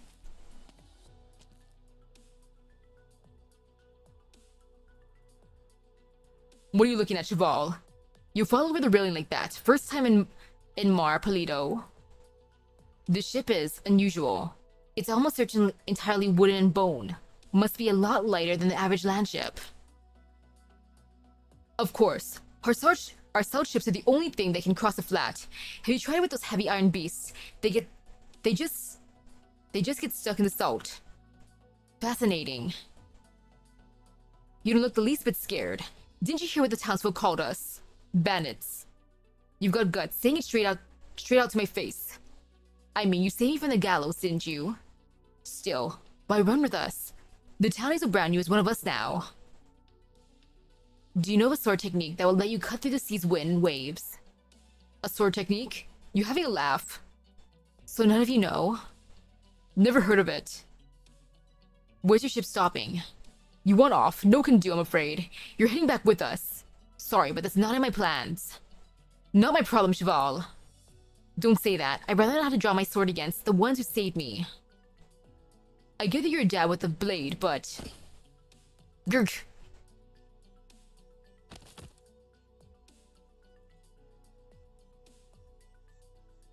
You need to watch your back. Heh, all these years as a thief, and not once has anyone spotted me as I make my move. That was enough dizzy leaf smoke to keep him asleep the entire trip. Don't get cocky. So where's the compass the boss wanted? We put a lot of work into saving your sorry behind, so don't disappoint us now. You wooed me, senor. I just delivered you more than just a compass. Pouts, I got you my amigo over there too, didn't I? In fact, considering the added value, saving me's not enough. I need a little something extra to make it worth my while. You think we're just gonna take your word for it that he's an alchemist? Wait till the boss checks him over before you run your mouth again. Hello, hello. Fine by me. Whatever's meant to be in my pocket will find its way there eventually. Humph. Anyhow, where's the kitchen? I'm always a little peckish after staring death in the face. Second floor of the stern. Muchas gracias, oh generous senor. Girl. She is such a little punk. Ah. I'm only going to remove the bone spines in the wound, not amputate your leg. Only the most vicious of bandits would make barbed blades like this. The bleeding stopped. Erg. Hold on a little while longer. I've already sent someone to get Dr. Honora. Once she's here, we can have a better look. Be at ease. You seem fine. You'll be better after a few square meals. Senior Qualificator, we put out the fire in the granary, but there's nothing left inside. I'll think of a way to feed us. What of the doctor? Her legs are not so good at her age. Did you not help her over? She's gone. Then where is she? Wait, what? What happened?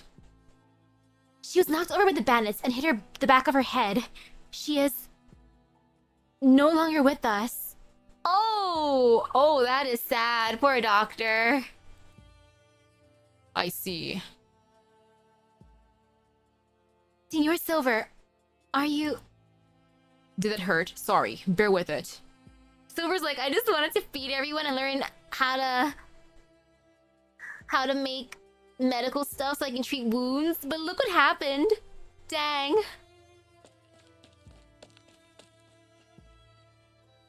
Look at everything happening. Everything's just happening at once for Silver. Oh, he is so unlucky too. She's giving birth, Silver. The widow's giving birth right now. Maybe because of the bandit's attack, or not. Can we have the doctor see to her first? Wait, where's the doctor? Don't ask. I'll check on her myself. Oh, I feel so bad for Silver. Don't shake her. She won't be waking. Senor, the child. The child too. Oh no! Senor, you... Welp. Yeah. Clerics, guard the bodies. We bury them tomorrow morning. Sir, prepare a burden beast. After the funerals, go and search for Honora's son. We must ask him to return no matter what. This town needs a doctor. As I recall, she was teaching you some of her crafts, was she not? A man who's only just learned how to make ointments cannot be considered a doctor. Otherwise, the widow and her child would not have died. Now go, back to work.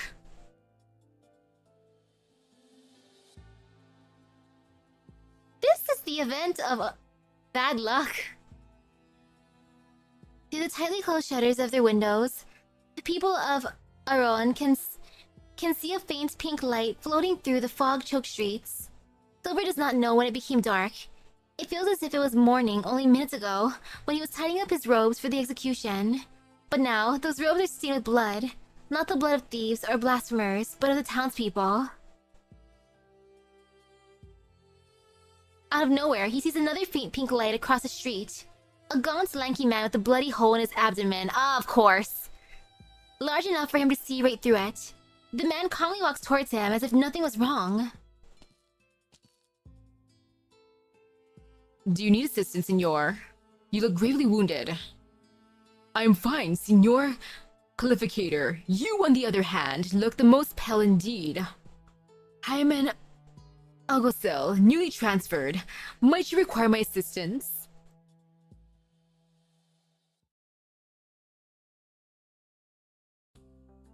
Ouch.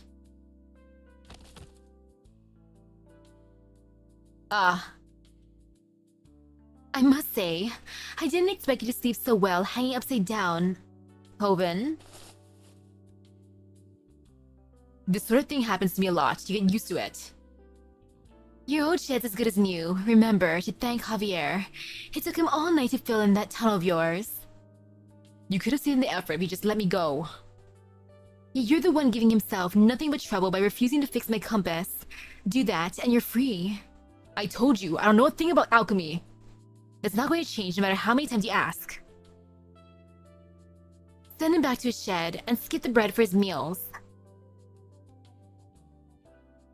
この程度ごく Well- 軽微な海難事故でしかしっかりしろドクターこの先にはさらなる困難が待ち受けているぞ And now another one.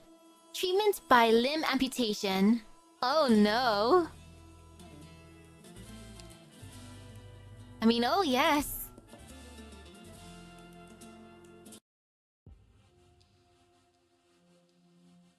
How bad can this be? You're always looking out to sea when you're alone. When I was but a wee babe, he'd pick me up, point out to the distance, and tell me that if I keep going that a ways, I'd see an ocean bluer than the sky above. That was 50 years ago. Dang. Juana's aging so gracefully. There's things that happened 100 years ago that you still haven't forgotten, Senora. Oh, my little Perlita.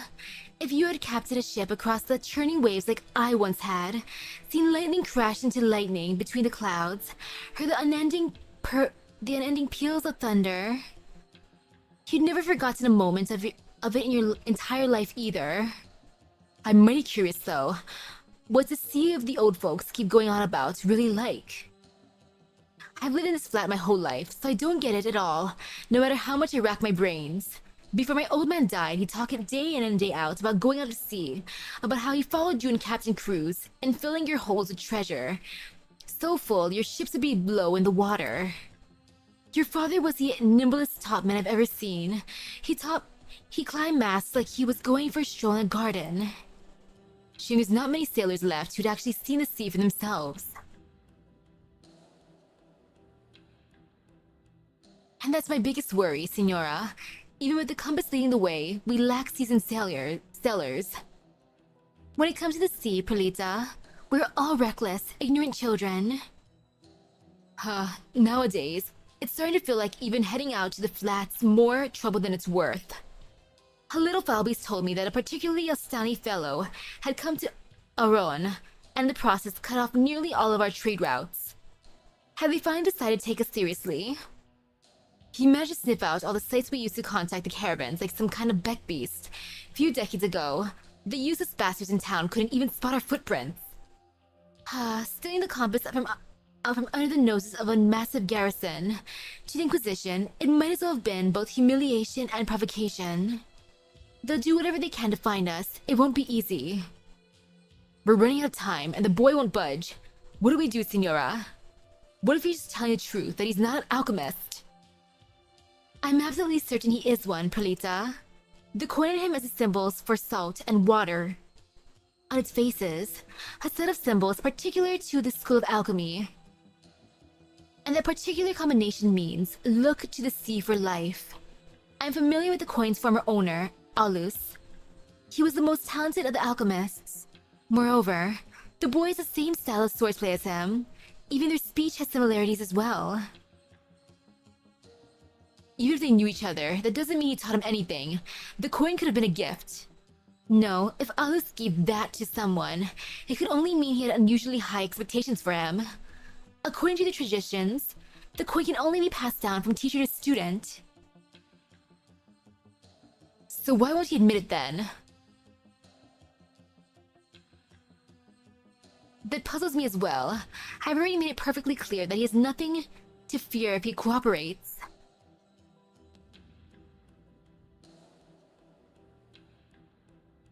Wano knows everyone, huh? He's like, I know that Alu's dude as well. Young Isidro bites down the root of his tooth with great force, but he cannot stand the flow of stinging pain bubbling up from his gum. Before him, a former classmate's corpse lies under the foot of his mentor. The corpse's long cold limbs are lined with an azure mucus that makes him retch. Through the tears in his eyes, a gentle voice like flowing water pierces the depths of his heart. Ew.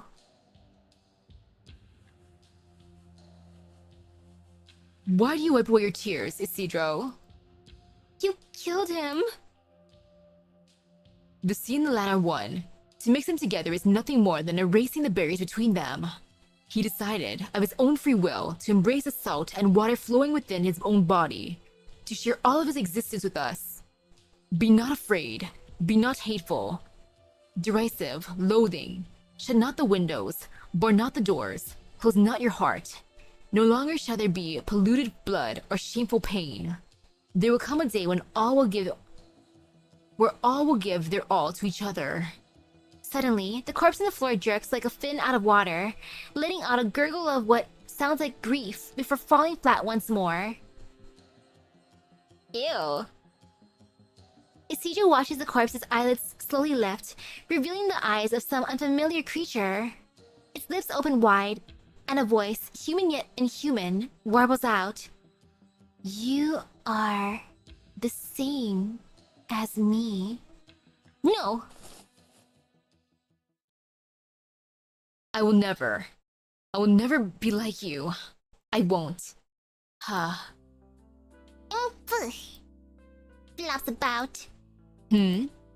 Claps spins together. You. Nibbles ferociously. Oh my goodness, this thing. I like Nene. Okay, Nene, you win. You on me. Nibbles ferociously. Oh my goodness, this thing. Ow, what are you doing?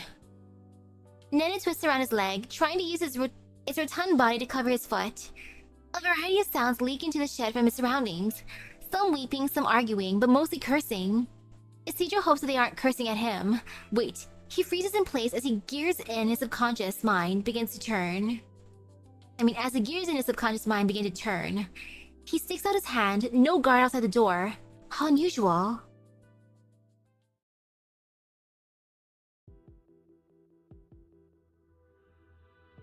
A line of people walk through the middle of the haven. Their heads hung low, their clothes smeared with blood. Those at the back of the line are dragging planks behind them, with people sporting heinous wounds lying on top of them. The wounds are so deep their bones are visible. Ew! Bandaged only with rags. Their blood is soaked into the planks, leaving behind long red streaks on the white salt. Only the occasional gasp stands as proof that they still live. Only half of them made it back. Huh. What happened out there? The Inquisition's capullos ambushed us. At dawn on the only road out, a lot of our mates gave their lives to see us live. Took everything we had to escape. The townsfolk don't have salt ships. How they even get deep enough to the flat to even find you? Who knows? They're like ghosts. Like they don't feel pain. They don't even fall down if you cut them open. They just get right back up attacking you instead. The clerics in town barely knew the blade in the hilt. How could they pull off something like this? Oh, there you are, Teach. Where's the rest of your men? Managed to get done what needed doing. Heavy losses, just like you. There's another crew I haven't heard a peep from either. If this goes on, we won't even have enough men to continue salvaging. Teach is about to say something when she spots Isidro among the crowd. She walks over, grabs him, and drags him to us. Caught red-handed. Oh my goodness. Ah yes, a cute Sullivan baby. How'd you get out? No guard at the door. Bring him with you. Me? I say nay. I'm saying nay too, this is your problem. I'm not getting involved. If you want to eat, you have to work, Cheval. If not alchemy, then you'll have to offer something else. Why not just let me go already? Don't even think about it. Best prepare yourself to spend the rest of your days here. We're sorely low on manpower. Stop pulling me. Morning of the day after tomorrow, Ruth, you bring the boy here. I'll go tell the boss.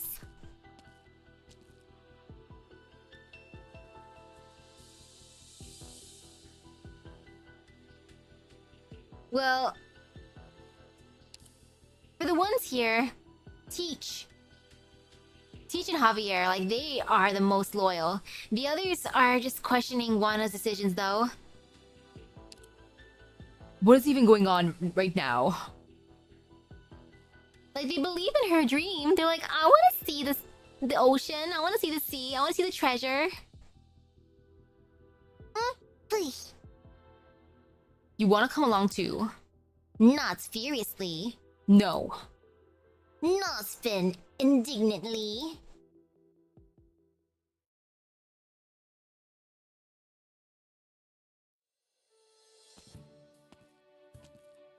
Oh, hey, Weedy. Put the luggage down here, Leaf. Hey, Elysium. Wait up, Weedy. I don't understand. Why did you bring so much stuff with you?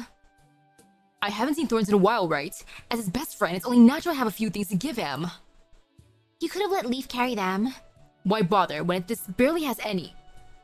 There's barely any. Mirda, the box broke open. Help tie this stuff up, Leaf. What a big bag. Cleanser, lotion. Oof, that's heavy. Why so many skincare products? How else am I supposed to protect myself from the scorching sun? I'm not having a repeat of the tragedy from my last holiday. Elysium, oh my goodness. Holiday? Are we here to find Thorns after he went missing? Bah, he's a big boy now. He can handle getting a little lost. Let's see. What's in this bag here? Oh right, clothes. Did you really need an entire suitcase full of outfits for this mission? As a representative of Rhodes Island, it's very important that I maintain a certain image. Wait, so which of these are you giving to Thorns? That package there, the one you're stepping on. Sunscreen, waterproof cooling, whitening. Does he really need any of this? What kind of friend would I be if I let him burn to a crisp? Well, you know him better.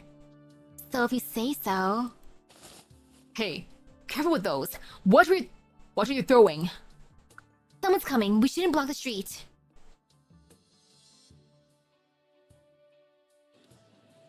What a caring friend, Elysion. Thorns is a big boy. He can take care of himself. Oh gosh, though. Well, of course. They'll have cabin fever. If you go to sea like that. There'll definitely be a mutiny. Will you be holding a sermon for us tonight, Senor Alguacil? Also, I must thank you. My wife used to sneak into the kitchen every night to eat a grain when we'd stored away, while keeping to the teachings against gluttony by day. But ever since hearing you preach, she hasn't sinned even once. Your teachings have cleansed her soul, and for that, I'm grateful beyond words. I merely shared with everyone all of my worldly possessions. You're far too humble, Senor. Senor Alguacil, please, allow me to hold your hand. Such frightful events have happened in our own lately. I'm terribly afraid. You may, if it might bring you comfort. Well, I've never sinned. I was wondering if you could lay your hand atop my head. Alright, no crowding, one at a time. Control yourselves. Think about your request before your turn comes. Do not take up too much of the Alguacil's time. The locals here seem a little odd. Probably because they trust in the Inquisition. Maybe. I wonder who's in charge here. May I help the two of you? Ah, that would be amazing. What should I call you, amigo? Anastasio is my name. Let's see if Elysium can win him over. This dude's really popular. That's for sure. Everyone who sees him stops to greet him. Qualificator Silver is waiting inside. Pray, enter. Ah, the burden of those cursed with charm. I know it all too well, amigo. Elysium. Pardon? Is this man your... Oh, we're just colleagues. Honestly, I barely know him. This is so awkward. Elysium, no. Ahem. I'm afraid we do not have what we need to hold a proper reception for you, my guests. The town granary was recently burned down by bandits, so I'm afraid we'll all be going a bit hungry before the next caravan arrives. Don't worry about it, we brought our own food. I'm truly sorry for this. I believe we've yet to formally introduce ourselves. This is Field Operator Elysium, and I'm Engineering Operator Weedy. Both from Rhodes Island Pharmaceuticals. You're an engineer then? Yes, I am. Are you familiar with the mechanics behind wind-powered light land ships? Well, my specialty is bioengineering, so I can't say that I'm too familiar with mechanical engineering. However, based on my limited knowledge, I'd say it would be difficult to realize. It's different from seaborne ships. If the materials aren't robust enough, the ship will fall apart the moment it tries to move. Impatiently blows at the red streak of hair. What if we use steel for the keel? I'm afraid that would make them too heavy. That's precisely why it's difficult to make wind-powered ones. Then would you say making such a land ship is near impossible? No, I'm sure someone could come up with a design. Once you manage to work out the kinks, the actual construction shouldn't be too difficult. Well, if we're talking about today's Iberia trapped in its own web, it wouldn't be much more difficult than making a traditional land ship. I see. Impatiently waves his hands. Look, I'm terribly sorry, but shouldn't we, talk business first? For example, the whereabouts of my friend. Dios mío, forgive me. I got carried away. Could you describe him for me? Oh no.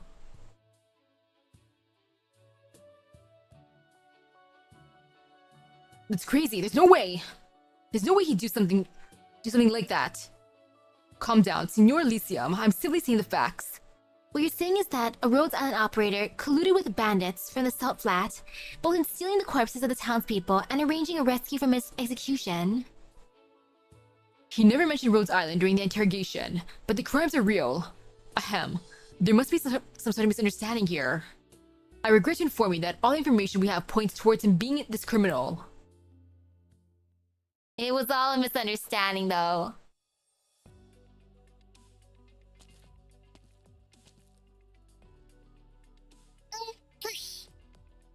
Wriggles about. I said, stop following me already. Show Nene a little more respect, Cheval. I'm treating you the way I would treat any of you. Which clearly isn't respectful enough. Nene is far more useful than you are. I thought it was your emergency rations. It's practically the boss's heart and soul. Who dare harm a skill on his head? Besides, it's got far sharper senses than us out in the flat. How else are we supposed to find anything under all that salt? What are you looking for? Ha, what else? Relics of the Golden Age. Sometimes high-tech curios, sometimes luxury items, or whatever else. Good money, either way. But doesn't the Inquisition crack down on these sorts of excavations for Golden Age antiques? They may not like it, but the caravans sneaking into Iberia sure do. We trade these trinkets for water and supplies. It beats begging, that's for sure. So it's smuggling.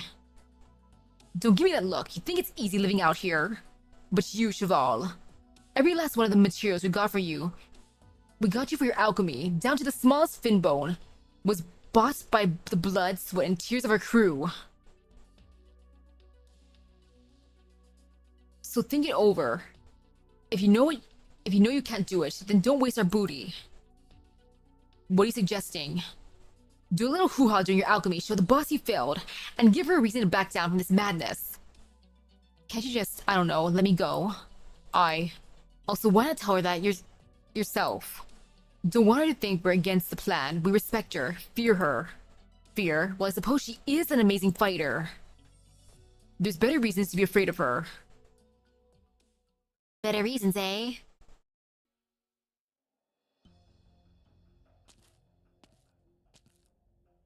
Lana stops in her tracks, as though she sensed something in the wind.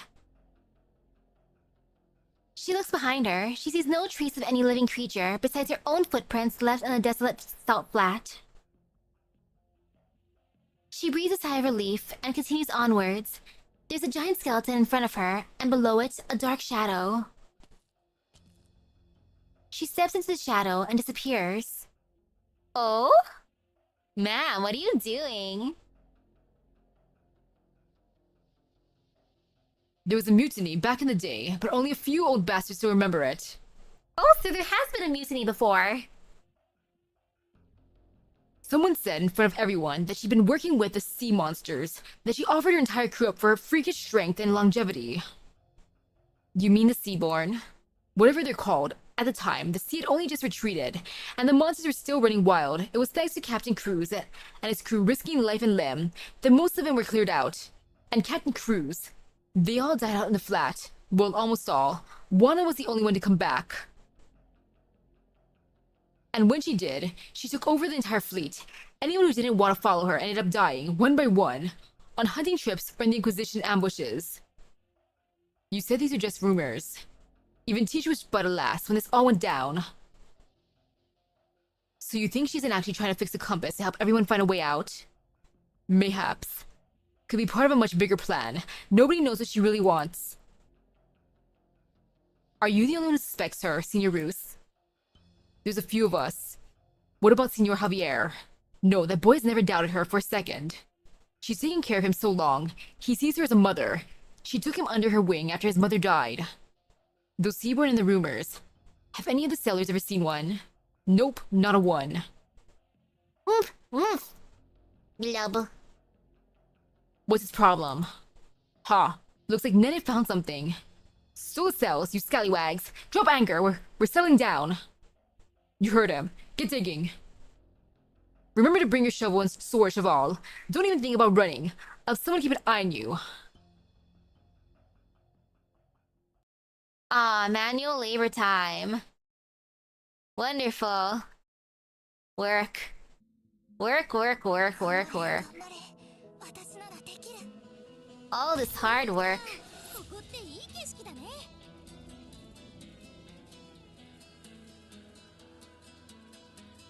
Alrighty.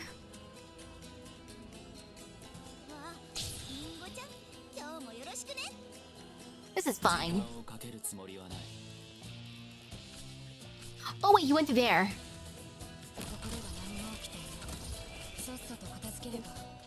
Okay, that was unexpected to me for some reason.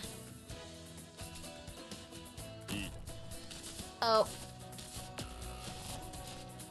Uh-oh.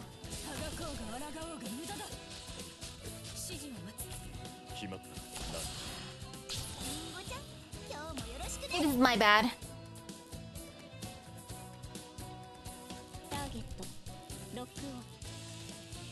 Arnasa's gonna be fine, totally fine.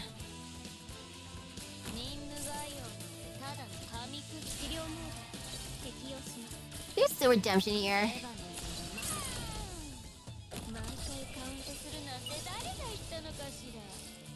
Yes, the redemption time.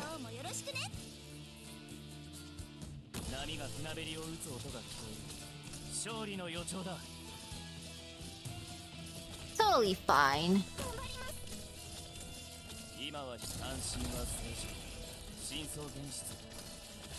Yeah, see how fine this is.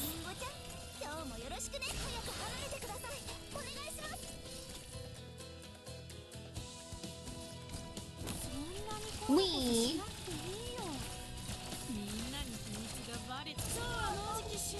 Come on, enemies, show up already.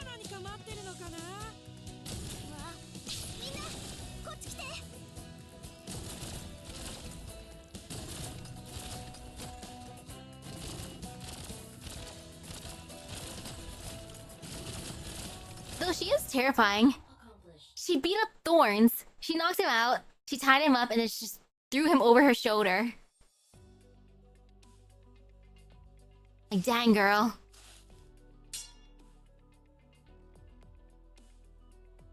A ship's log. You recognize that? It's something mariners used to record whatever happened on their voyages. So you've seen this sort of So you've seen a lot of this sort of thing.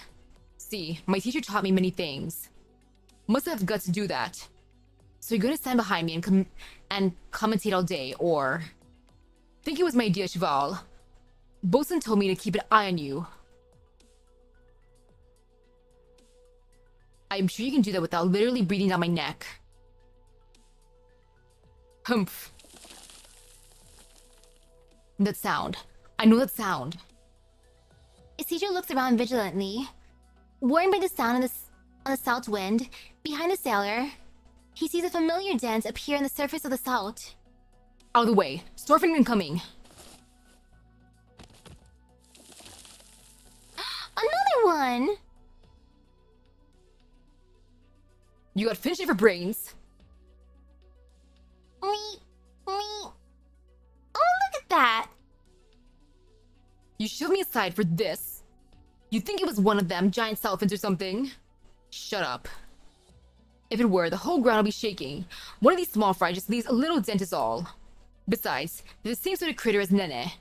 What's it gonna do? Cuddle you to death? What's that crazy puta even need from a guy as stupid as you anyway? Poor Thorns! It's like, I thought...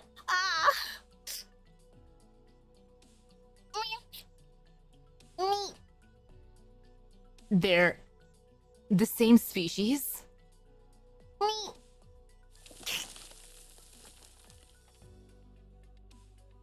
So there's more than one variety of salfin out here? Yep, about 10 or so types, big and small.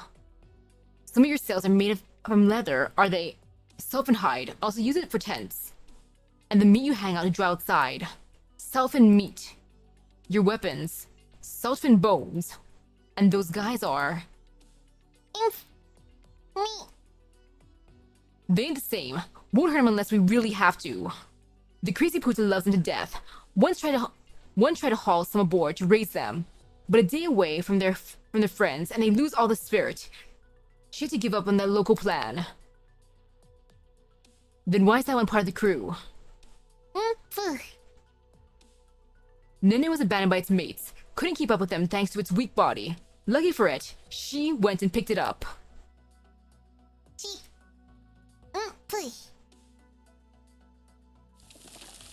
Oh my goodness, it's bebes. They're leaving. That's normal. They don't stay in one place for too long. One after the other, the salfins drill into the salt, speeding off into the distance. Their tracks lace and intertwine, leaving the salt surface looking like a cracked mirror. They fascinate Isidro. He climbs up the jagged rock, hoping to get a better look at where the cracks are headed from a higher vantage point. He stands at its peak, and to his surprise, he sees an immense gash barreling towards them, swallowing up any salt reefs or skeletons in its path.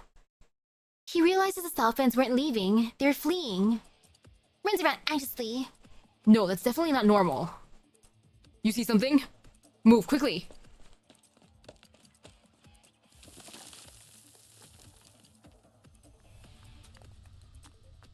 In an instant, the ground splits into a gaping maw, threatening to devour the two as they sprint away.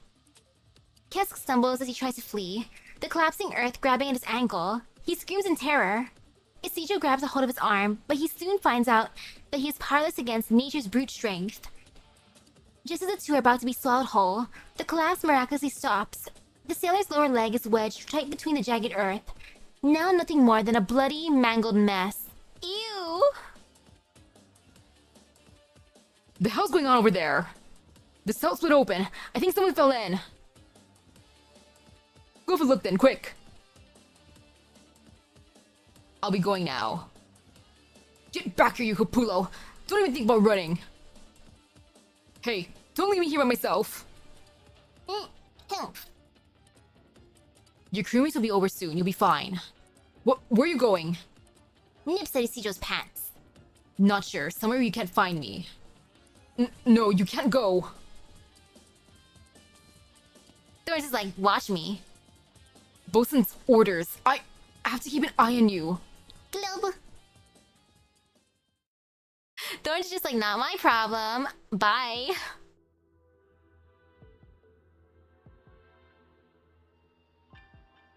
haven't been here to see you for so long. All is going according to plan. Yes, we've taken a few risks, but they were worth it. Soon we will set our sails once more and return to the ocean's embrace. Are you happy for me? The sound of metal scraping against the stone echoes out from the cave, followed by a slender seaborn slowly slithering its way out. Its form warped and twisted. Each of its tentacles is wrapped around a weapon. As their points and edges drag across the stone walls, they keen and wail. It slowly approaches the salted meat, and slowly eats away at it, its eyes fixed on Wana the entire time. She meets its gaze, quietly waiting for the seaborn to reply. But in her heart, she knows it is no more than a beast without a speck of intellect or humanity. We will leave this place, this desert of salt, no matter the price. Wana turns and exits the cave, leaving behind only the seaborn, thrashing around like a caged animal, now that it has finished its meal. Rocks fall from the ceiling until finally, it ceases its struggle for a way out, slowly calming down in the darkness. Oh gosh. It might have been one of her past crewmates. Because she was the only one to return after all.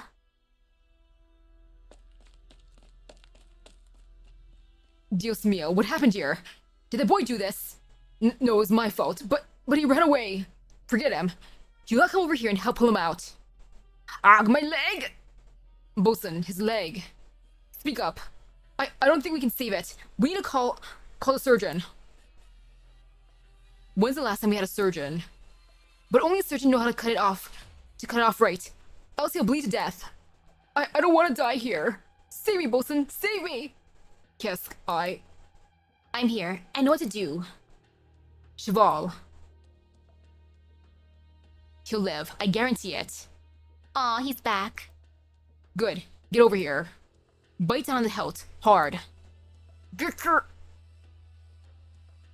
This will sting just a little. Just bear with it. Eee! Grr.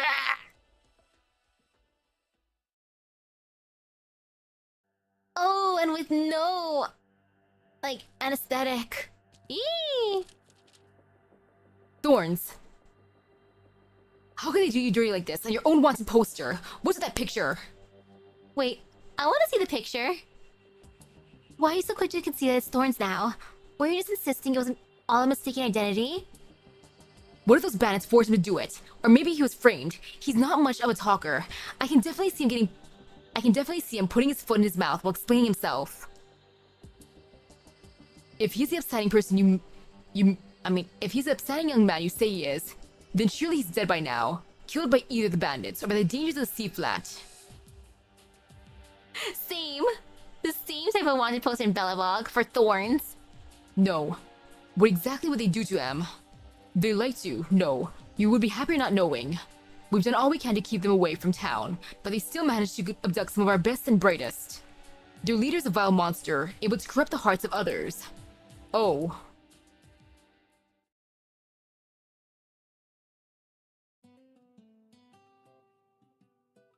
Time to start cooking. Who touched my kitchen? Caught a sniff. That smell. It's coming from the pot over there. Stewed fin arts. This is Senor Wana's specialty. But they went bad ages ago. Better put that fire out.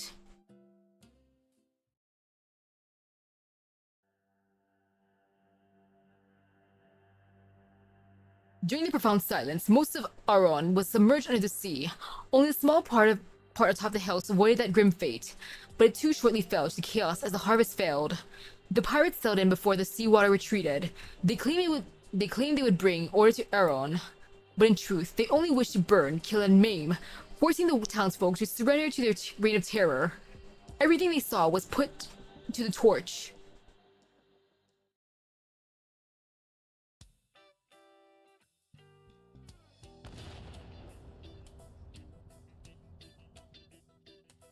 Fire! Help! Fire! The pot blew up! Mierda! Why is there fire here? Javier, you dried out piece of fin shit! How many times did I tell you not to let this useless cockeyed bastard in the kitchen until he gets some glasses? Oh, it was fin oil. Sorry. It was all blurry to me. Out of my sight, dumbass. Where the hell's Javier? Get over here and put out this fire already. Quick, Kermit's out. Ah, my clothes! I just sewed up that thin leather coat. Roast fin leather smells pretty good. The way Silver's talking about the bandits is like a terrifying group, and then look at this. Look at them being like dummies. Oh my goodness.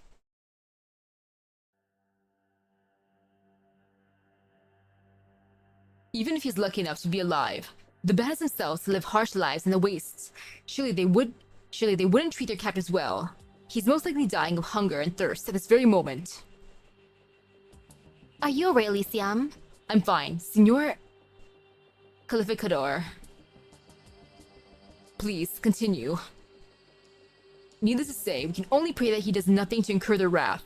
Their punishments are as barbaric as they are capricious. They'll slit open bellies or chop off hands and feet over the slightest offense. Do you think they twist the law like that? Slit open bellies or chop off hands and feet, you say?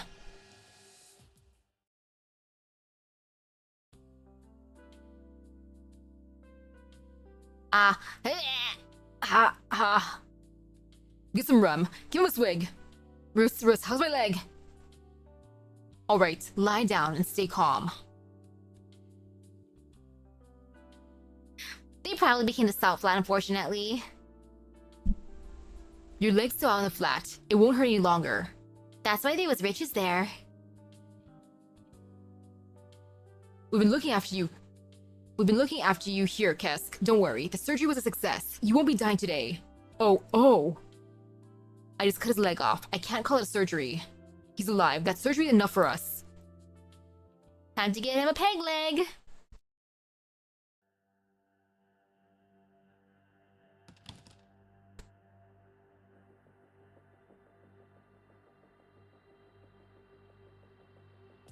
Calm down, Elysium. There's nothing to suggest that these bandits have killed him. I don't want to think too much about the possibility, but where would we even go to find out? Wee does not answer. In the distance, several corpses hang from a pole outside town, swinging in the wind. A fowl lands atop it, feasting on the carrion. Oh, you two are guests of the Inquisition. Those are bandits caught by the... Also, they were hanged, all according to the teachings. Their bodies were served as a warning to others of their kind. Then if you stick with the bandits, then if you come back looking like a bandit. Thorns. Hey, Hoven, you still want the paper you're holding? Nah, I don't need it anymore. Here, take it. Gracias. Finally found something to stick my bed together with. Isn't this? What, have you seen before? Of course I have. I even sheltered him for a night.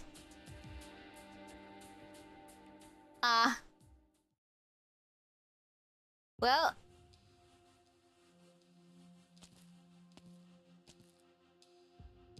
The fleet's heading out to the flat to hunt Southfinns in a few days, and I'd like the boy to come along.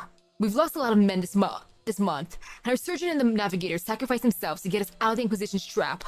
I think he can fill in for their posts. That's how you plan to fix our manpower problem. I only let him help on the salvage ship because of the teacher's guarantee, but he did not almost run away today. And now you're telling me you want him to join you on a Finn ship. Signora, I know he's a precious alchemist, but he's great with a sword too, and knows his medicine. He'll be real handy during a hunt. You might as well open the door and let him leave. He'll find no shortage of opportunities to escape out there. I'm a pirate, Ruth. We're not the most kind-hearted sort. Please, Signora, we've lost way too many men these last few tussles with the Inquisition. You're not the only one in this fleet who needs him. We all do. He's far from a good little boy, you know. In fact, he's rather naughty. How will you ensure he does as he's told? He'd never met Pasquale before. He still saved her sorry behind when the Inquisition was chasing her down, and saw her safely to town. Didn't ask for a reward either. He could have left Kesk to die, but he didn't. Chose to come back and help us save him. He's a good kid, an honest kid. As long as we show him how much we need him, he won't just sit back and watch us suffer. What a good boy. Any other news from the crew? Nothing yet. Nothing about our food supplies for the next month at least. Fine, he can go with you.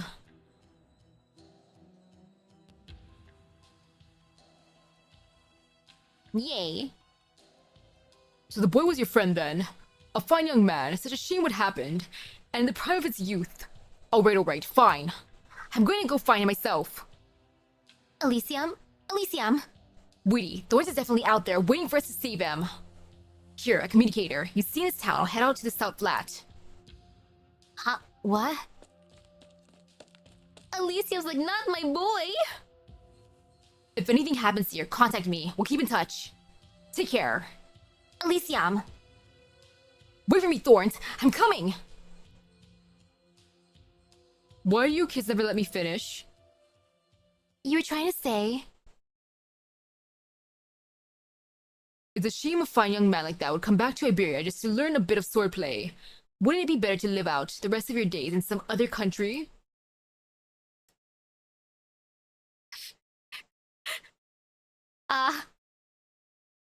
Really should have let him finish.